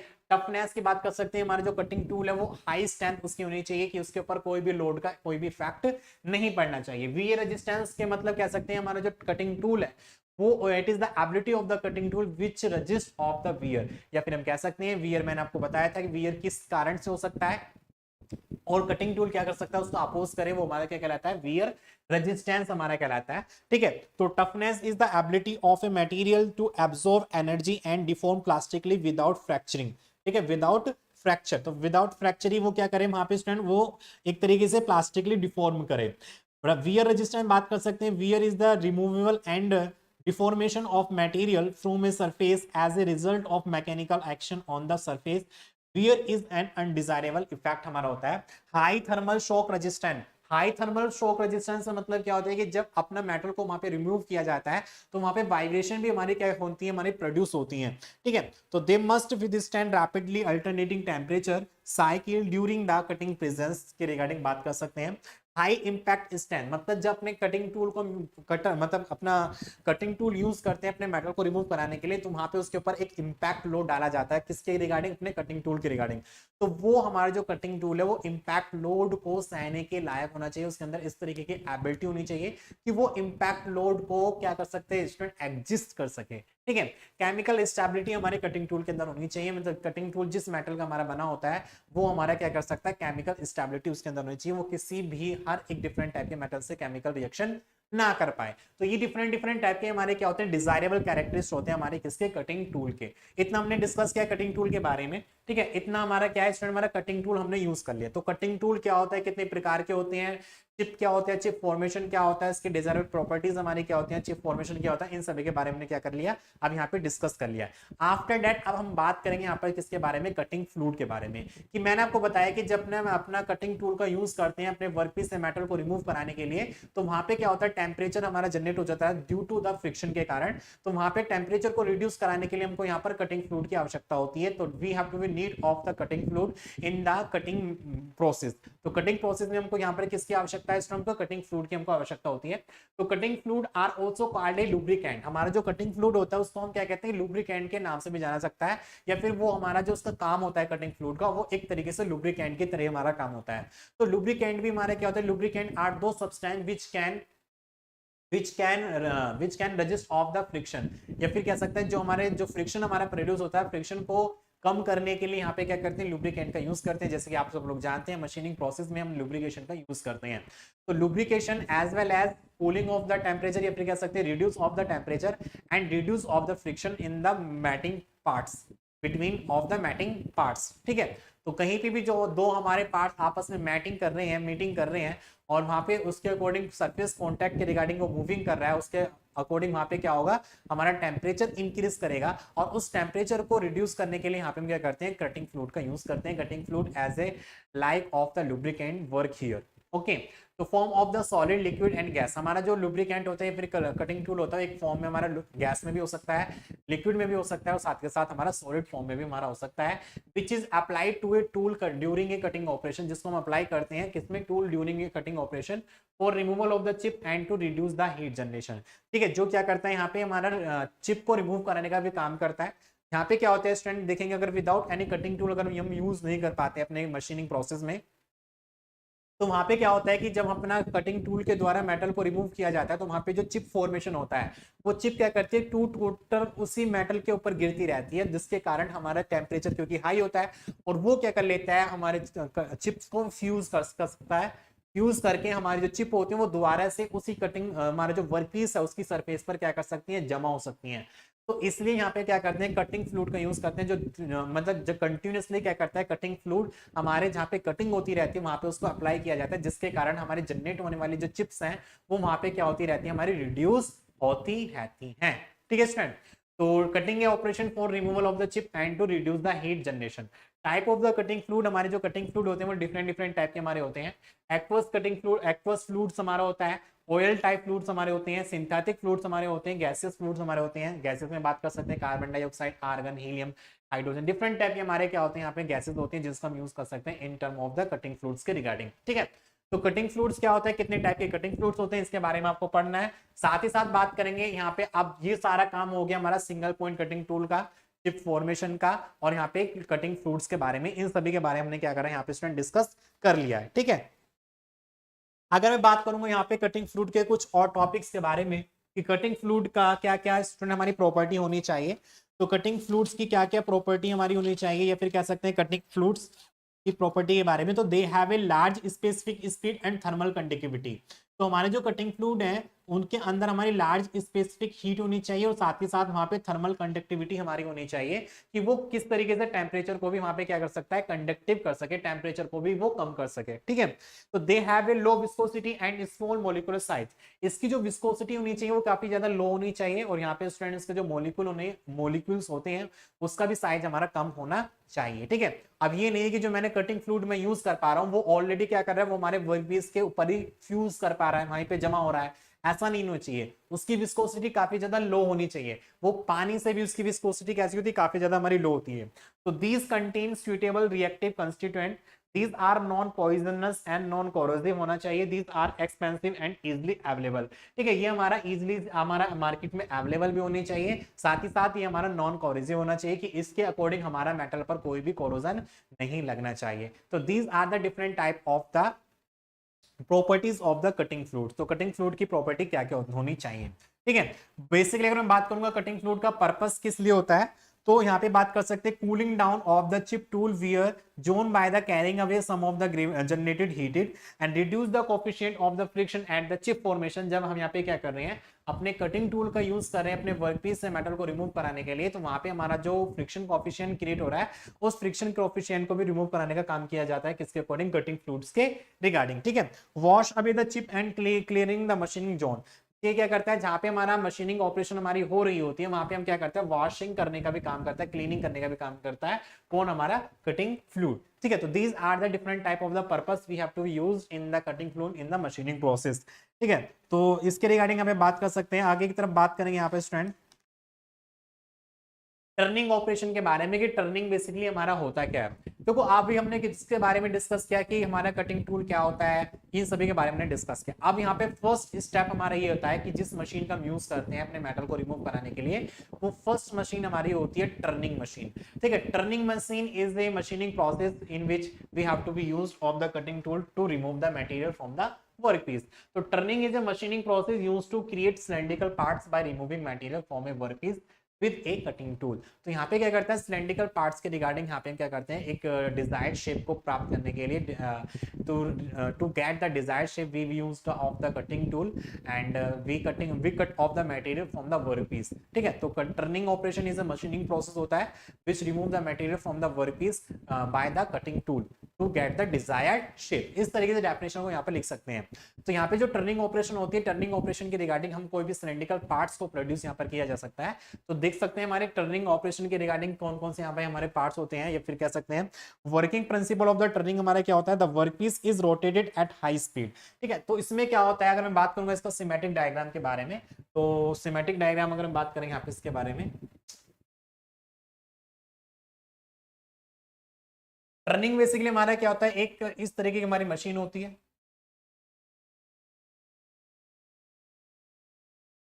ठीक है, यहाँ पे हमारा क्या होता है, गियरिंग सिस्टम होता है, जिसको पावर सिस्टम बोल सकते हैं, पावर सिस्टम, जहां से हमको पावर मिलती है। ठीक है, यहाँ पे हमारा और लगा होता है कि स्पिंडल, स्पिंडल में लगा होता है चक्स के रिगार्डिंग, यहाँ पे हमारा क्या करता है, हमारा वर्क पीस इस तरीके से यहाँ पे एडजस्ट किया जाता है। ठीक है, पीछे हमारा क्या होता है, यहाँ पे स्टूडेंट एक टेल स्ट्रोक होता है, जो हमारी काफी ज्यादा वर्क पीस की लेंथ अगर हमारी ज्यादा होती है तो उसको सपोर्टिंग करने के लिए यहाँ पे टेल स्ट्रोक का यूज किया जाता है। यहाँ पे हमारा होता है टूल बॉक्स, ये क्या होता है हमारा टूल बॉक्स, जहाँ पे टूल का अरेंजमेंट होता है, ये हमारा टूल बॉक्स होता है, टेल रेस होता है। ठीक है, ये हमारा यहाँ पे इसके नीचे बात कर सकते हैं, हमारा ये पैड होता है। ठीक है, यहाँ पे हमारे स्लाइडिंग स्क्रू वगैरह, इसको किस तरीके से आगे पीछे घुसाना होता है, मतलब आगे पीछे खिसकाना होता है, उसके रिगार्डिंग बात कर सकते हैं। तो यहाँ पे क्या होता है, कि मैं बात करूंगा यहाँ पे टर्निंग की रिगार्डिंग, तो टर्निंग में क्या होता है, हमारा जो वर्कपीस होता है, वर्कपीस हमारा अपना यहाँ पे स्पिंडल के रिगार्डिंग यहाँ पे चक होता है, जिसके अंदर ये एडजस्ट होता है, और ये क्या करता है, रोटेटिंग कंडीशन में यहाँ पे रोटेट करने का काम करता है। यहाँ पे हमारा टूल बॉक्स होता है, जो यहाँ पे इसके अकॉर्डिंग यहाँ पे हमारे टूल लगे होते हैं, जैसे कि सिंगल पॉइंट कटिंग टूल, और मैंने आपको बताया था टर्निंग ऑपरेशन बेसिकली यहाँ पे सिंगल पॉइंट कटिंग टूल का यहाँ पर यूज किया जाता है। ठीक है, तो सिंगल पॉइंट कटिंग टूल का यूज करते हैं यहाँ पे मेटल को रिमूव कराने के लिए, जिसके अकॉर्डिंग हमारे कोई भी सिलेंड्रिकल पार्ट्स होता है, तो सिलेंड्रिकल पार्ट्स का ही यहाँ पे हमारा काम किया जाता है बाय द टर्निंग ऑपरेशन के रिगार्डिंग। तो यहाँ पे क्या होता है, workpiece is rotated at high speed. यहाँ पे जो वर्कपीस होता है वो रोटेट करता है एट ए हाई स्पीड में, while a single point cutting tool transfers along the workpiece surface, cutting off a thin layer of the material. The cutting action take place at the point where the tool cutting edge meets the workpiece. So cutting action take place at the point where the tool is touch of the workpiece. Cutting speed coupled with the feed rate, यहाँ पे जो cutting speed होती है वो हमारी student coupled होती है with the feed rate के regarding, and determine the shape and surface finish off the final product. ठीक है, ये इस तरीके से हमारे क्या होता है, यहाँ पे वर्किंग प्रोसेस हमारी होती है। वर्किंग प्रोसेस में हमारा क्या होता है, यहाँ पे देखो मोटर वगैरह लगी होती है, गियर्स वगैरह लगी होते हैं, जिसमें हम पावर सप्लाई को देंगे। पावर सप्लाई होने से यहाँ पे हमारा स्पिंडल होता है जो रोटेट करता है। यहाँ पे इसके अंदर चक हमारे लगे होते हैं, चक के रिगार्डिंग बात कर सकते हैं, अपने वर्कपीस को उसके अंदर एडजस्ट किया जाता है। जैसे हम इसको पावर देंगे तो स्पिंडल हमारा रोटेट करेगा, तो वर्कपीस हमारा रोटेट करेगा। यहाँ पे हमारा टूल बॉक्स होता है, जो एक तरीके से स्टेशनरी कंडीशन में हमारा होता है। इसको यहाँ पे ड्यू टू द अरेंजमेंट के अकॉर्डिंग यहाँ पे एडजस्ट किया जाता है, और इसको फीड दिया जाता है। धीरे धीरे धीरे धीरे वो क्या करता है, आगे तरफ बढ़ता चला जाता है, और यहाँ पे मेटल को रिमूव कराने का काम करता चला जाता है। ठीक है, तो इस तरीके से यहाँ पे क्या कर सकते हैं, टर्निंग की ऑपरेशन यहाँ पे कर सकते हैं। हमारी जो डिफरेंट टाइप की हमारी ऑपरेशन होती है टर्निंग मशीन में, वो हमारी क्या क्या होती है उसके बारे में डिस्कस करेंगे। तो फर्स्ट बात करेंगे लेथ ऑपरेशन। लेथ में या फिर कह सकते हैं टर्निंग में हमारी डिफरेंट डिफरेंट टाइप की ऑपरेशन होती है। फर्स्ट हम बात करेंगे यहाँ पर टर्निंग के बारे में कि टर्निंग हमारी क्या होती है। ठीक है, तो टर्निंग बेसिकली जैसे मैंने आपको बताया था,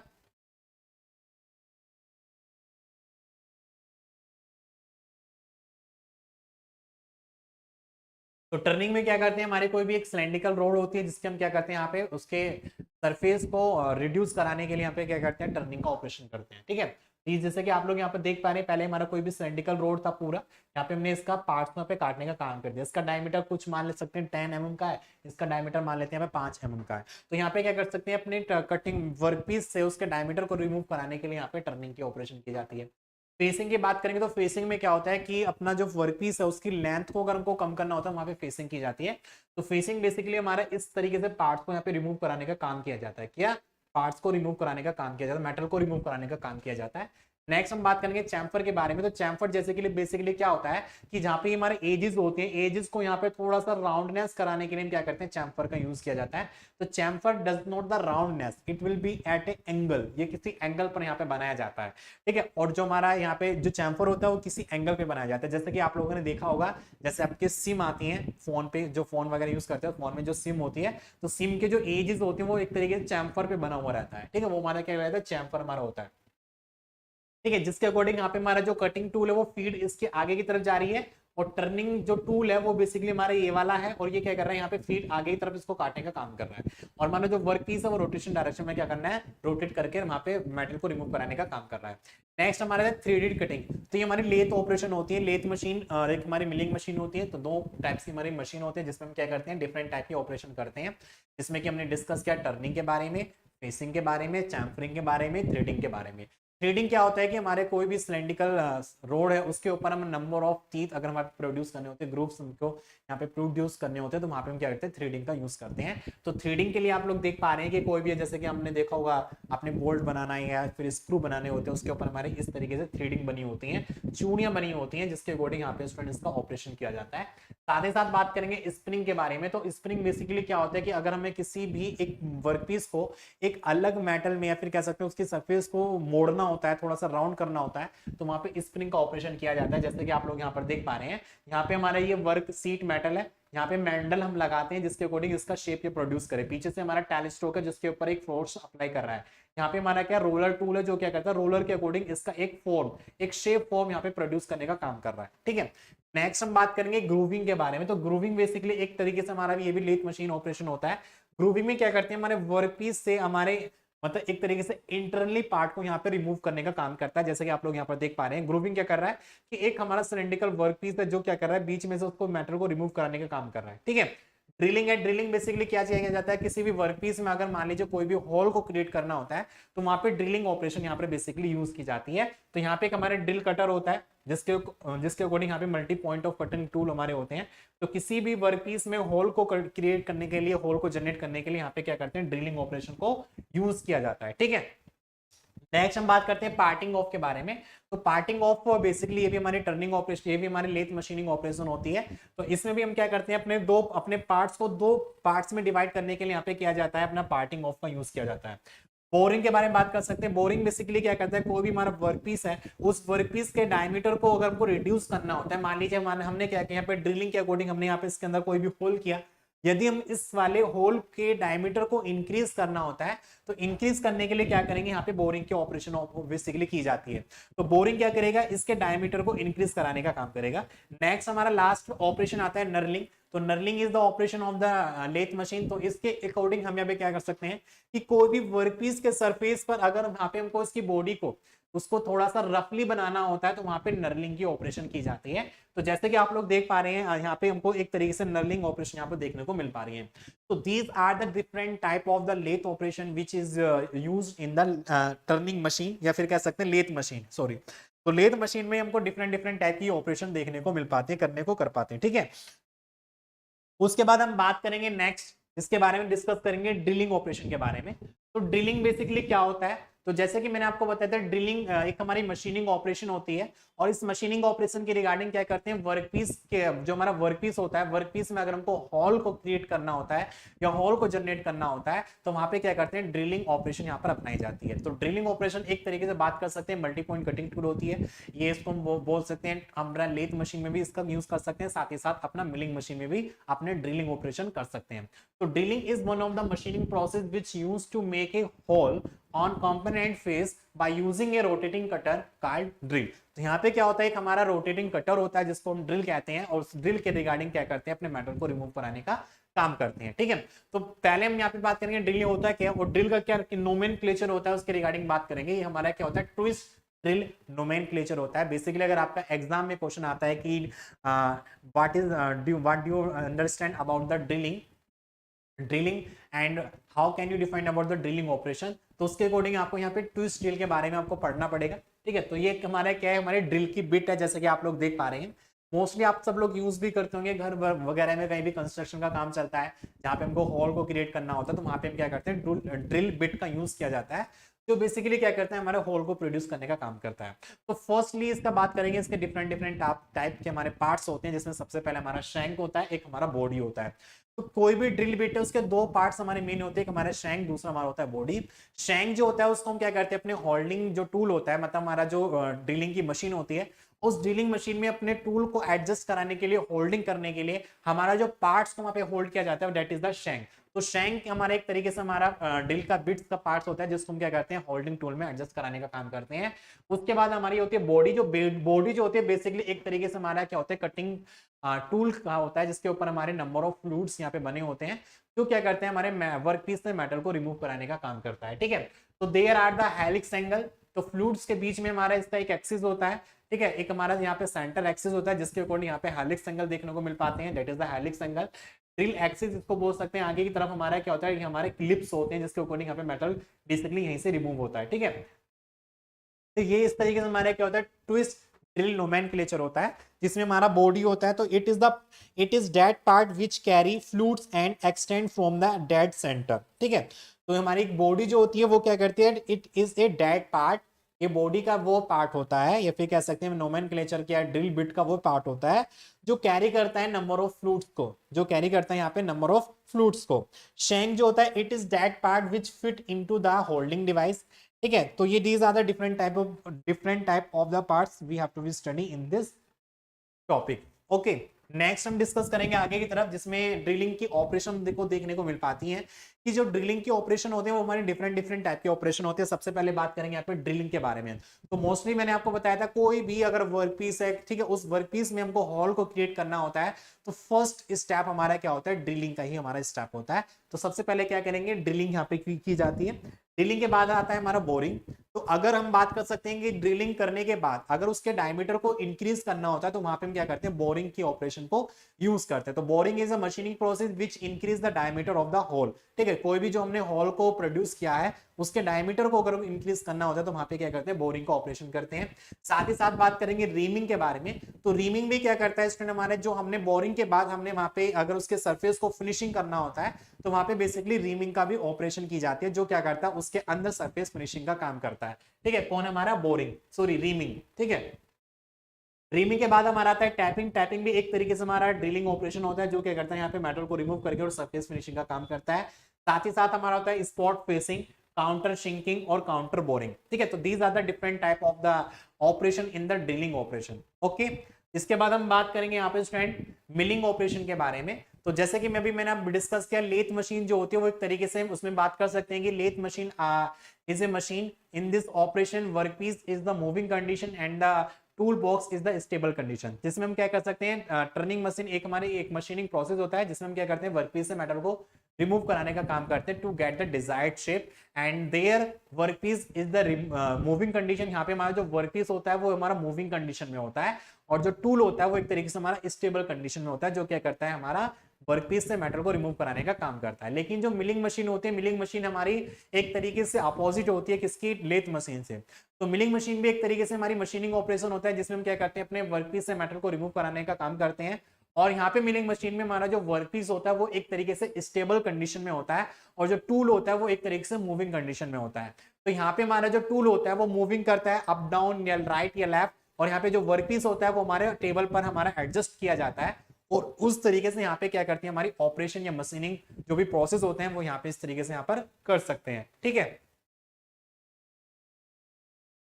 तो मिलिंग मशीन में क्या कर सकते हैं, milling is the type of the machining process that uses the rotating cutter to remove material in a controlled manner form of the workpiece. तो बेसिकली यहाँ पे मिलिंग मशीन में हम क्या करते हैं, मल्टी पॉइंट कटिंग टूल का use करते हैं, जो क्या करते हैं हमारे वर्कपीस की सरफेस से या फिर वर्कपीस से मेटल को रिमूव कराने का काम करता है। ठीक है, तो अब बात करेंगे यहाँ पे टाइप ऑफ मिलिंग ऑपरेशन के बारे में कि हमारा जो मिलिंग ऑपरेशन होता है वो हमारा डिफरेंट टाइप की हमारी ऑपरेशन होती है, जिसमें बात करेंगे प्लेन मिलिंग ऑपरेशन के बारे में। तो जैसे कि आप लोग यहाँ पर देख पा रहे हैं हमारा वर्कपीस है, ये हमारा कटर है। ठीक है, ये हमारे क्या आर्बर है, जो क्या कर रहे हैं हमारे कटिंग टूल को यहाँ पे रोटेट कराने का काम कर रहे हैं, जिसके अकॉर्डिंग वर्कपीस के सरफेस से हम यहाँ एक टाइमिंग क्या कर सकते हैं अपने उसके सरफेस को यहाँ के फिर कह सकते हैं अपने वर्कपीस का जो हमारा सरफेस है वहां से मेटल को रिमूव कराने का काम कर सकते हैं। तो हमने अभी पीछे देखा लेथ मशीन में अगर हम बात करेंगे टर्निंग के बारे में, तो टर्निंग क्या करता है किसी एक सिंगल पॉइंट के रिगार्डिंग वहां पे मेटल को रिमूव कराने का काम करता है। लेकिन मिलिंग मशीन में क्या करते हैं, मिलिंग मशीन में हम एक ही बार में उसके सरफेस को फिनिश कर देते हैं। ठीक है, तो ये हमारा क्या होता है, प्लेन मिलिंग ऑपरेशन होता है, फेस मिलिंग ऑपरेशन होता है जो इसकी फेसिंग को रिमूव कराने का काम करेगा। ठीक है, साथ ही साथ बात करेंगे स्टैंडर्ड मिलिंग ऑपरेशन, जो क्या करता है यहाँ पे बहुत टू साइड से हमारे क्या करेगा वर्कपीस को वर्कपीस के मेटल को यहाँ पे रिमूव कराने का काम करेगा, जिसमें कि आप लोग यहाँ पर देख पा रहे होंगे यहाँ पे हमारे दो कटर यूज किए गए हैं। ठीक है। तो एक कटर हमारा वर्क पीस के एंड पार्ट होगा, एक कटर हमारा दिस साइड होगा। तो दोनों ही साइड से क्या करेंगे, वर्क पीस को यहाँ पे रिमूव कराने का काम करेंगे। साथ ही साथ बात करेंगे एंगुलर मिलिंग के बारे में। तो एंगुलर मिलिंग क्या करता है, या किसी भी वर्क पीस से एक एंगल पर अगर मेटल को रिमूव कराना होता है तो वहां पे क्या करते हैं, एंगुलर मशीनिंग या फिर कह सकते हैं एंगुलर मिलिंग मशीन का यहाँ पर क्या किया जाता है, यूजेस किया जाता है। साथ ही साथ बात करेंगे गैंग मिलिंग ऑपरेशन। तो गैंग मिलिंग ऑपरेशन से जैसे कि आप सब लोग जानते हैं, तो यहाँ पे जो कटर हैं उनका एक तरीके से क्या है, गैंग है। तो गैंग मिलिंग ऑपरेशन में आप लोग देख पा रहे हैं यहाँ पे different type of the cutter यहाँ पे हमने यूज किए गए हैं। ठीक है, तो उसके अकॉर्डिंग यहाँ पे क्या कर सकते हैं, मेटल को रिमूव कराने का काम कर सकते हैं। साथ ही साथ क्या है हमारा foam milling operation. Foam milling operation में क्या कर सकते हैं कि अगर हमको एक किसी डिजायर्ड शेप में हमको डायमेंशन हमको चाहिए होती है, या फिर कह सकते हैं किसी एक फॉर्म में हमको शेप चाहिए होती है, तो वहां पे हम क्या करते हैं, फोम मिलिंग ऑपरेशन का यहाँ पर यूज कर सकते हैं। सा मिलिंग ऑपरेशन बेसिकली जैसे कि आप सब लोग जानते हैं, सा एक तरीके से मेटल को कटिंग करने का काम करता है। जैसे कि आरी वगैरह होता है, किसी मेटल को काटने का काम करते हैं। तो यहाँ पे कटर होता है जो क्या करता है, यहाँ पे मेटल को रिमूव कराने का काम करेगा। That is the cutting tool which cut the material from the work piece. After that we can say keyway milling operation. Keyway milling operation क्या होता है कि किसी भी वर्क पीस पर अगर हमको कोई भी कीवे बनानी पड़ती है, मतलब जैसे कि आप लोगों ने देखा होगा कि आपने देखा होगा, जैसे कि आपने पढ़ा होगा मशीन डिजाइन में की क्या होता है, कीवे क्या होता है, जहां पे हम क्या करते हैं, अपने साफ्ट में अपना कीवे बनाने का काम करते हैं, खांचा बनाने का काम करते हैं। तो उसको प्रोड्यूस करने के लिए यहाँ पे क्या करते हैं, यहाँ पर कीवे मशीनिंग ऑपरेशन का यहाँ पर यूज कर सकते हैं। ठीक है, तो these are the different type of the milling operation we can be do in the milling machine. ठीक है, तो मिलिंग मशीन एक तरीके से बात कर सकता हूँ, इस मिलिंग मशीन तो एक तरीके से जैसे कि यहाँ पे मैं सिमेटिक डायग्राम आपको देख पा रहे हैं, एक तरीके से हमारे क्या है, मिलिंग मशीन है। तो ये वर्टिकल ड्रिलिंग मिलिंग मशीन है, जैसे कि आप लोग यहाँ पर देख पा रहे हैं। ठीक है, तो इसके बारे में अभी मैं डिस्कस करूंगा। एक तरीके से ये सीएनसी मशीन है। तो सबसे पहले बात करेंगे, यहाँ पे नेक्स्ट टॉपिक हमारा आता है सीएनसी मशीन। तो सीएनसी मशीन बेसिकली आप सब लोग जानते हैं, सीएनसी मशीन आजकल काफी ज्यादा हमारे इंडस्ट्रियल एरिया में यूज की जाने वाली मशीन है। ठीक है, तो किसी भी अगर मैन्युफैक्चरिंग कंपनी है, कहीं भी कोई भी मतलब कहीं भी कंपनी में कोई भी मशीन का अगर हम यूज करते हैं, तो बेसिकली वहां पे सीएनसी मशीन का यहाँ पर यूज किया जाता है। तो सीएनसी मशीन जैसे कि इसके नाम से हमको पता चलता है, कंप्यूटर न्यूमेरिकल कंट्रोल मशीन हमारा होता है। तो कंप्यूटर न्यूमेरिकल कंट्रोल मशीन। ठीक है, तो इस मशीन के रिगार्डिंग हम बात कर सकते हैं। इसमें क्या करते हैं, कोई एक हम अपना पार्ट प्रोग्रामिंग बनाया जाता है। मान लीजिए कोई भी अगर हमको ऑपरेशन करनी होती है, या कोई भी हमको कटिंग या कोई भी बेसिकली ऑपरेशन करनी होती है अपने वर्कपीस पर, तो हम क्या करते हैं, उस ऑपरेशन को एक प्रोग्राम के रिगार्डिंग उसको बनाया जाता है बाय द न्यूमेरिकल वैल्यू के अकॉर्डिंग। ठीक है, उसके बाद हम क्या करते हैं, उसको कंप्यूटर को देते हैं, उसका एक कंट्रोलर यूनिट होता है। कंट्रोलर यूनिट क्या करता है, उस पार्ट प्रोग्रामिंग को रीड करता है, रीड करके अपनी लैंग्वेज में उसको कन्वर्ट करके अपना कंप्यूटर अपना क्या करता है, अपने जो मशीन पार्ट्स हमारे होते हैं उनको ट्रांसफर करता है। उसके बाद हमारे जो मशीन के पार्ट्स होते हैं वो according to the part programming के रिगार्डिंग क्या करते हैं, वहां पे ऑपरेशन को एडमिट करते हैं, एग्जिस्ट करते हैं, जिसके according without any worker we can be transmit, या फिर कह सकते हैं we can be operation on the machining process in the workpiece material. ठीक है, तो यहाँ पे क्या कर सकते हैं, सीएनसी मशीन एक तरीके से हमारी सॉफ्टवेयर मशीन होती है, या फिर कह सकते हैं एक तरीके से ऑटोमेटिक मशीन होती है, जिसके रिगार्डिंग क्या कर सकते हैं, यहाँ पे due to the machining parts we can be remove of the metal from the workpiece। ठीक है, तो CNC machine is a type of the automated machine tool that is controlled by the computer. इसका जो controller होता है वो क्या करता है, कंप्यूटर होता है। कंप्यूटर के अकॉर्डिंग क्या कर सकते हैं, यहाँ पे उसको कंट्रोल कर सकते हैं। तो क्या होता है कि मान लीजिए हमको कोई भी अपना ऑपरेशन को बीच में से ब्रेक करना होता है, फिर वहां पे कोई भी चेंजिंग करनी होती है, तो हम यहाँ पे क्या करते हैं, कंप्यूटर के रिगार्डिंग उस पार्ट प्रोग्रामिंग में चेंज कर सकते हैं, या फिर कह सकते हैं अपना ऑपरेशन को बंद करना होता है, या फिर कह सकते हैं कि जो भी हमारा मशीनिंग ऑपरेशन हो रहा था उसको जब बीच में ही रोकना होता है, तो बाय द कंप्यूटर के रिगार्डिंग वहां पे उसको कंट्रोल किया जा सकता है। ठीक है, तो control by a computer allowing for the precise repeatable machining operation. तो these are the CNC machine. ठीक है, तो सीएनसी मशीन क्या होता है, सीएनसी मशीन एक हमारा कंप्यूटर न्यूमेरिकल कंट्रोल मशीन होता है, जिसमें हम क्या करते हैं, सबसे पहला हमारा स्टेप यहाँ पे होता है पार्ट प्रोग्रामिंग का। पार्ट प्रोग्रामिंग के बाद हमारा क्या होता है, मशीन कंट्रोल यूनिट होती है। मशीन कंट्रोल यूनिट बेसिकली एक तरीके से कंट्रोलर होता है जो सभी को कंट्रोल करने का काम करता है। तो जैसे हम क्या करेंगे, पार्ट प्रोग्रामिंग को बनाएंगे, पार्ट प्रोग्रामिंग को देंगे मशीन कंट्रोलर को, मशीन कंट्रोलर क्या करेगा, उसको एक अपनी लैंग्वेज में कन्वर्ट करके मशीन को प्रोवाइड करेगा, मतलब हमारे जो मशीन पार्ट्स हमारे होते हैं। ठीक है, तो बेसिकली इसको इस तरीके से समझ सकते हैं। सबसे पार्ट हमारा जो होगा पार्ट प्रोग्रामिंग होगा।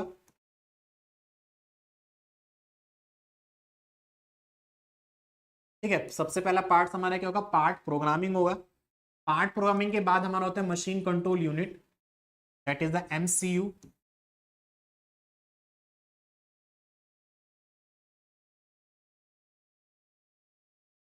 इसके बाद हमारा क्या होता है, यहाँ पे मशीन टूल हमारे होते हैं, that is the machine tool. ठीक है, मशीन टूल। अब यहाँ पे क्या होता है, बेसिकली मैं ज्यादा डिटेल में नहीं जाना चाहता, बट लेकिन यहाँ पे थोड़ा सा आपको कंसेप्ट दे देता हूँ कि कोई भी अगर हम यहाँ पे स्टूडेंट मशीन में कोई भी पार्ट्स को बनाते हैं, या फिर कह सकते हैं बाय द लेथ मशीन या मिलिंग मशीन में कोई भी पार्ट्स को हमको बनाना होता है या कोई भी डिजाइन करना होता है, तो सबसे पहले हम क्या करते हैं स्टूडेंट, वहाँ पे उसका डिजाइन तैयार किया जाता है। मतलब कोई भी पार्ट्स को मैन्युफैक्चर किया जाता है या प्रोडक्शन किया जाता है, तो सबसे पहले क्या करते हैं, उसका डिजाइन तैयार किया जाता है। Without any design we can not machining operation on the work piece. ठीक है, तो क्योंकि अगर आप सब लोग जानते हैं, जैसे कि हम कोई भी फ्लाईओवर बनाते हैं, फिर कोई भी बिल्डिंग बनाते हैं, कोई भी घर बनाते हैं, तो सबसे पहले हमको मैप बनाना तैयार होता है, उसका नक्शा बनाया जाता है, जिसके अकॉर्डिंग हमको ये पता चल जाता है कि कितने एरिया में कौन कौन सी चीजें कहाँ कहाँ बनानी होती है। तो उसी के अकॉर्डिंग क्या करते हैं, सबसे पहले उसका मैप बनाया जाता है। मैप बनाने के बाद आजकल आप लोग देख पा रहे होंगे कि बड़ी बड़ी बिल्डिंग्स हैं, फ्लाईओवर्स हैं, या फिर कह सकते हैं कोई भी बड़ा कंस्ट्रक्शन का काम करते हो, सबसे पहले उसका मॉडल तैयार किया जाता है। जैसे कि आप लोगों ने देखा होगा भी राम मंदिर का निर्माण किया, तो वहां पे सबसे पहले उसका मॉडल तैयार किया गया और उसके मॉडल को बनाकर रखा गया, तो उसके अकॉर्डिंग हमको ये पता चल गया कि किस तरीके से बनने वाला है। उसके बाद उसका डायमेंशंस कितना होना चाहिए, कितने एरिया में बनना चाहिए, कहाँ पे पार्किंग होगा, कहाँ पे गार्डन होगा, ये सब चीजें उसी मॉडल के अंतर्गत या फिर उसके मैप के रिगार्डिंग वहां पे स्टूडेंट क्या होता है, एग्जिस्ट करती हैं। इसी तरीके से मशीनिंग ऑपरेशन में या फिर कह सकते हैं इंडस्ट्रीज में कोई भी प्रोडक्शन में कोई भी पार्ट को हमको पार्ट को बनाना होता है, तो सबसे पहले क्या करते हैं, उसका डिजाइन तैयार किया जाता है। उसकी लेंथ कितना होगा, डायमीटर कितना होगा, कितना उसका फिनिशिंग करना होगा, या फिर जो भी हमारी डायमेंशंस होती हैं उन सभी को वहां पे क्या किया जाता है, उसको रीड किया जाता है। और उसी के अकॉर्डिंग क्या करेंगे, हम अपने यहाँ पर क्या कर सकते हैं, एक अपना पार्ट प्रोग्राम को बनाया जाता है। ठीक है, तो यहाँ पे अभी आने वाले नेक्स्ट सेमेस्टर में देख सकते हैं 5th या 6th सेमेस्टर, 7th या 8th सेमेस्टर में आपको एक यहाँ पे आएगा, सब्जेक्ट आएगा जिसमें आप पढ़ने वाले हैं। ठीक है, कैड कैम के बारे में, तो उसमें आपको देख सकते हैं किस तरीके से पार्ट प्रोग्रामिंग बनाया जाता है। तो सबसे पहले क्या करेंगे, पार्ट प्रोग्रामिंग को क्वेश्चन करेंगे, मतलब पार्ट प्रोग्रामिंग बनाएंगे जिसमें कि हमारे सारे ही स्टेप इंक्लूड होते हैं। कब स्पिंडल ऑन करना है, कूलेंट ऑन करना है, कितना हमको वर्क पीस पे कितना लेंथ या कितना डायमीटर उसको रखना है, कितना मेटल को काटना है, उसकी स्पीड कितनी होनी चाहिए। ठीक है, ये सारी चीजें हमारे पार्ट प्रोग्राम में इंक्लूड होती हैं। उसके बाद ये सारा जब पार्ट प्रोग्राम बन जाता है, उसको हम यहाँ पे क्या करते हैं, बाय द चिप के रिगार्डिंग, जैसे कि आप लोगों ने देखा होगा कि चिप के रिगार्डिंग या फिर कह सकते हैं यहाँ पे स्टूडेंट यहाँ पे अगर बात करें लेथ मशीन में बेसिकली पहले के टाइम में यहाँ पे क्या करते थे, एक हमारी टेप आती थी जिसके अकॉर्डिंग टेप का यूज करते थे। ठीक है, तो बेसिकली आज के टाइम में तो सब लोग बेसिकली एक तरीके से पेन ड्राइव जो वगैरह होते हैं जिसके अकॉर्डिंग अपने कोई भी फाइल को ट्रांसमिट कर सकते हैं, तो उसके अकॉर्डिंग यहाँ पे पार्ट को लेकर अपने मशीन कंट्रोल यूनिट में ट्रांसफर कर देते हैं। कि मशीन कंट्रोल यूनिट उस पार्ट प्रोग्रामिंग को रीड करता है, रीड करने के बाद क्या करेगा, इंस्ट्रक्शन देगा अपना किसको, मशीन टूल को।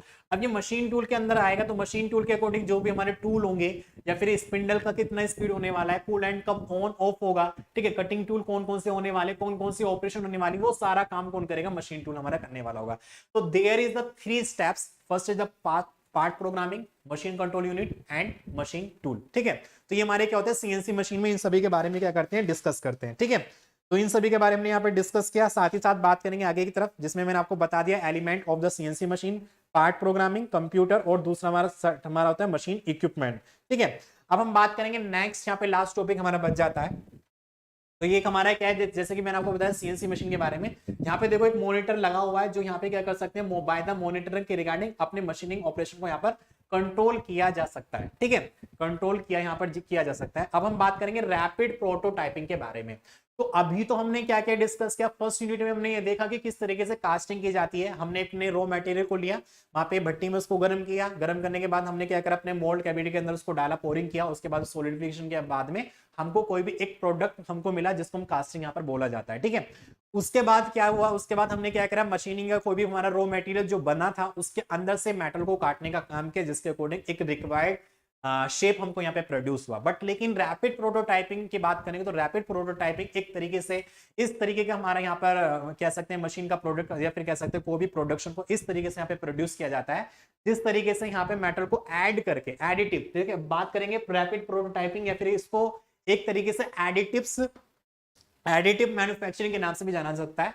तो एडिटिव मैन्युफैक्चरिंग वो मैन्युफैक्चरिंग होती है जिसमें हम क्या करते हैं, मेटल को ऐड करके किसी एक नए प्रोडक्ट का निर्माण करते हैं, कोई भी कंस्ट्रक्शन का निर्माण करते हैं। जैसे कि कोई बिल्डिंग का निर्माण कर रहे हैं तो उसमें क्या करते हैं, अपने रॉ मटेरियल को लाते हैं, उसके बाद उसको ऐड करके क्या करते हैं, बड़े घर का निर्माण कर लेते हैं। या फिर कह सकते हैं जैसे कि हमारी मिट्टी की मूर्तियां वगैरह होती है, तो थोड़ा थोड़ा थोड़ा करके मिट्टी के रिगार्डिंग क्या करते हैं, एक बड़ी आकार की मूर्ति बना देते हैं।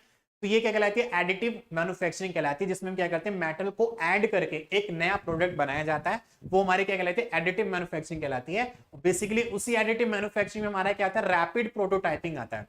तो रैपिड प्रोटोटाइपिंग में एक तरीके से हमारे यहाँ पे 3D डायमेंशंस के रिगार्डिंग कोई भी अगर हमको ऑब्जेक्ट बनाना होता है तो रैपिड प्रोटोटाइपिंग के रिगार्डिंग यहाँ पे यूज करते हैं। तो रैपिड प्रोटोटाइपिंग में हम क्या करते हैं, एक हमारा 3D प्रिंटर होता है। बेसिकली आप लोगों ने देखा होगा 3D प्रिंटर, आजकल के टाइम में जो भी हमारे नए नए प्रोडक्ट बनने, खेल मतलब जो खिलौने वगैरह होते हैं, एक तरीके से 3D वाले वो जो होते हैं वो रैपिड प्रोटोटाइपिंग के द्वारा ही बनाए जाते हैं। और रैपिड प्रोटोटाइप का एक तरीके से एप्लीकेशन या फिर कह सकते हैं एडवांटेज ये होता है कि कोई भी अगर हमको मॉडल बनाना होता है तो मॉडल को बेसिकली यहाँ पर बनाने के लिए यहाँ पे रैपिड प्रोटोटाइपिंग का यूज किया जाता है। ठीक है, तो rapid prototyping is a group of technique use to quickly fabricated a scale model. ठीक है, तो यहाँ पे क्या किया जाता है, इसका हम यूज करते हैं quickly fabricated a scale model, कोई भी मॉडल को बनाने के लिए। ठीक है, for functional version of a physical part और assemble use 3 dimensional computer aided design. तो कैड के रिगार्डिंग क्या करते हैं, यहाँ पे स्टूडेंट क्या किया जाता है, इसका एक डिजाइन होता है, वहां पे पार्ट प्रोग्राम बनाया जाता है, तब उसको डाला जाता है, वो क्या करते हैं यहाँ पे मशीनिंग के रिगार्डिंग यहाँ पे कोई भी एक मॉडल को तैयार किया जाता है। ठीक है, तो ये क्या होता है, हमारा रैपिड प्रोटोटाइपिंग होता है। तो जिसके रिगार्डिंग में बात कर सकते हैं, तो communication between marketing, engineering, manufacturing and purchasing are enhanced due to the ability of the physical prototypes. तो जितने भी फिजिकल प्रोटोटाइप्स वगैरह होते हैं वो सब यहाँ पर रैपिड प्रोटोटाइपिंग के अकॉर्डिंग यहाँ पे क्या करते हैं, स्टूडेंट्स को बनाने का काम करते हैं। तो इसकी बेसिकली अगर मैं बात करूंगा मशीन के बारे में, तो मशीन किस तरीके से यहाँ पे काम करता है। सबसे पहले हमारा क्या होगा, यहाँ पे लेजर हमारा होता है, एक लेजर लाइट होती है जैसे कि आप सब लोग जानते हैं। यहाँ पे हमारा लेंस लगा हुआ है, यहाँ पे हमारा मिरर लगा हुआ है। तो जैसे कि हम क्या करेंगे, लेंस क्या करेगा, जितने भी हमारी रेज होंगी उन सभी रेंज को यहाँ पे फोकस करने का काम करेगा, और फोकस करने के बाद यहाँ पे हमारा जो लाइट्स होंगी वो स्ट्राइक करके हमारा उनकी जो रेंज होती है, ठीक है, एक तरीके से बात कर सकते हैं लेजर लाइट की जो हमारी रेंज होती है वो काफी ज्यादा स्ट्राइकेबल होती है, और उसके अकॉर्डिंग यहाँ पे मेटल को एक साइड से हमारे यहाँ पे क्या पाउडर रिसाइकिल है, मतलब बात कर सकते हैं कि यहाँ पे जो हमारा मेटल का हम यूज करते हैं जिसके अकॉर्डिंग कोई भी प्रोडक्ट को बनाया जाता है वो एक तरीके से पाउडर फॉर्म में हमको यहाँ पर देखने को मिल पाता है। ठीक है, तो उस पाउडर फॉर्म को पहले क्या करते हैं, मेल्ट कराते हैं, मेल्ट कराने के बाद एक तरीके से हमारा एक मतलब एक रॉ मटेरियल यहाँ पे बन जाता है। फिर उस रॉ मटेरियल के रिगार्डिंग क्या करते हैं, वहां पे कंस्ट्रक्शन का काम करते हैं। जैसे कि बात कर सकते हैं मिट्टी के, जो भी मैंने आपको बताया था मिट्टी की किस तरीके से मूर्तियां बनाई जाती हैं। तो पहले क्या करते हैं, सूखी मिट्टी लेकर आते हैं, सूखी मिट्टी लेके आने के बाद उसके अंदर पानी को मिलाकर उसको मतलब इकट्ठा कर लिया जाता है। फिर उसके बाद वहां से मिट्टी को लेकर अपना कोई भी स्ट्रक्चर बनाया जा सकता है। सेम टू सेम वही प्रोसेस में होता है। इसमें हमारा जो वर्क मेटल होता है, फिर कह सकते हैं हमारा जो यहाँ पर जो हमारा एक तरीके से रॉ मटेरियल है वो एक तरीके से पाउडर फॉर्म में हमारा होता है, उसको मेल्ट करके तब क्या करते हैं यहाँ पे स्टूडेंट उसका प्रोडक्ट बनाने का काम करते हैं। ठीक है, तो ये बेसिकली डिफरेंट टाइप का हमारे ऑपरेशन होते हैं जिसके रिगार्डिंग यहाँ पे बात कर सकते हैं। ओके, और हमारी जो रैपिड प्रोटोटाइपिंग होती है जैसे आप लोग यहाँ पर देख पा रहे हैं, यहाँ पे कोई भी एक इस तरीके का ऑब्जेक्ट है, तो इसके अकॉर्डिंग क्या करेगा, ऊपर से हमारा क्या कहेगा, यहीं से हमारा रॉ मटेरियल आएगा जो यहाँ पे नंबर ऑफ द टर्न्स के रिगार्डिंग इसका कंस्ट्रक्शन करने का काम करेगा। ठीक है, तो हमारी जो रैपिड प्रोटोटाइपिंग होती है इसकी जो एप्लीकेशंस होती हैं उसके बारे में बात कर सकते हैं। Checking the feasibility of new design concept, अगर हमको कोई भी न्यू डिजाइन का कॉन्सेप्ट बनाना होता है तो सबसे पहले रैपिड प्रोटोटाइपिंग के रिगार्डिंग उसको बनाया जा सकता है। ठीक है, तो जैसे कि मैंने आपको बताया कि जैसे कि राम मंदिर जो बनाया था उसका जो एक मॉडल बनाया गया था वो भी एक तरीके से रैपिड प्रोटोटाइपिंग मशीन के द्वारा उसका एक मॉडल को तैयार किया गया था। ठीक है, making functional models with the laminated of the material to do any testing, कोई भी अगर हमको कोई भी मॉडल का टेस्टिंग करना होता है, जैसे कि छोटे छोटे पार्ट्स हैं, ठीक है, जैसे मान लीजिए कोई भी इंडस्ट्री में मेटल का पार्ट्स बनाया जाता है, तो मेटल के रिगार्डिंग हम कोई भी एक इस तरीके का उसी स्ट्रेंथ का यहाँ पे मतलब उस मेटल को यूज करके उसका एक मॉडल को तैयार किया जा सकता है। मॉडल के रिगार्डिंग वहां पे टेस्टिंग की जो भी ऑपरेशंस वगैरह होती हैं उनको यहाँ पर किया जा सकता है। कंडक्टिंग मार्केटिंग टेस्ट, साथ ही साथ बात कर सकते हैं fabrication A master pattern for silicon and epoxy models, manufacture many exact copies of the models simultaneously। ठीक है, यहाँ पे कह सकते हैं मैन्युफैक्चर कर सकते हैं किसी की कॉपी को करने के लिए। ठीक है, जैसे कि आप लोगों ने देखा होगा कि मार्केट में डिफरेंट टाइप के स्टैचूज वगैरह लगे होते हैं, वो भी एक तरीके से प्रोटोटाइपिंग के रिगार्डिंग यहाँ पर बनाया जा सकता है। ठीक है, तो uses of the rapid tooling यहाँ पे यूज कर सकते हैं, मिनिमाइज द कॉस्ट के रिगार्डिंग, इंक्रीज द प्रोडक्टिविटी के regarding, increase dimensional accuracy and decrease total time. ठीक है स्टूडेंट, तो ये हमारे क्या था, रैपिड प्रोटोटाइपिंग था जो आपका यूनिट नंबर 2 का लास्ट टॉपिक था। तो हमने यूनिट नंबर 2 में डिस्कस किया यहाँ पर मेटल कटिंग के बारे में, किस तरीके से मेटल को कटिंग करके एक डिजायर्ड शेप को यहाँ पर प्राप्त किया जा सकता है। तो हमारे डिफरेंट डिफरेंट टाइप के ऑपरेशंस थे, जिन सभी के बारे में यहाँ पे हमने डिस्कस कर दिया आपके सिलेबस के अकॉर्डिंग।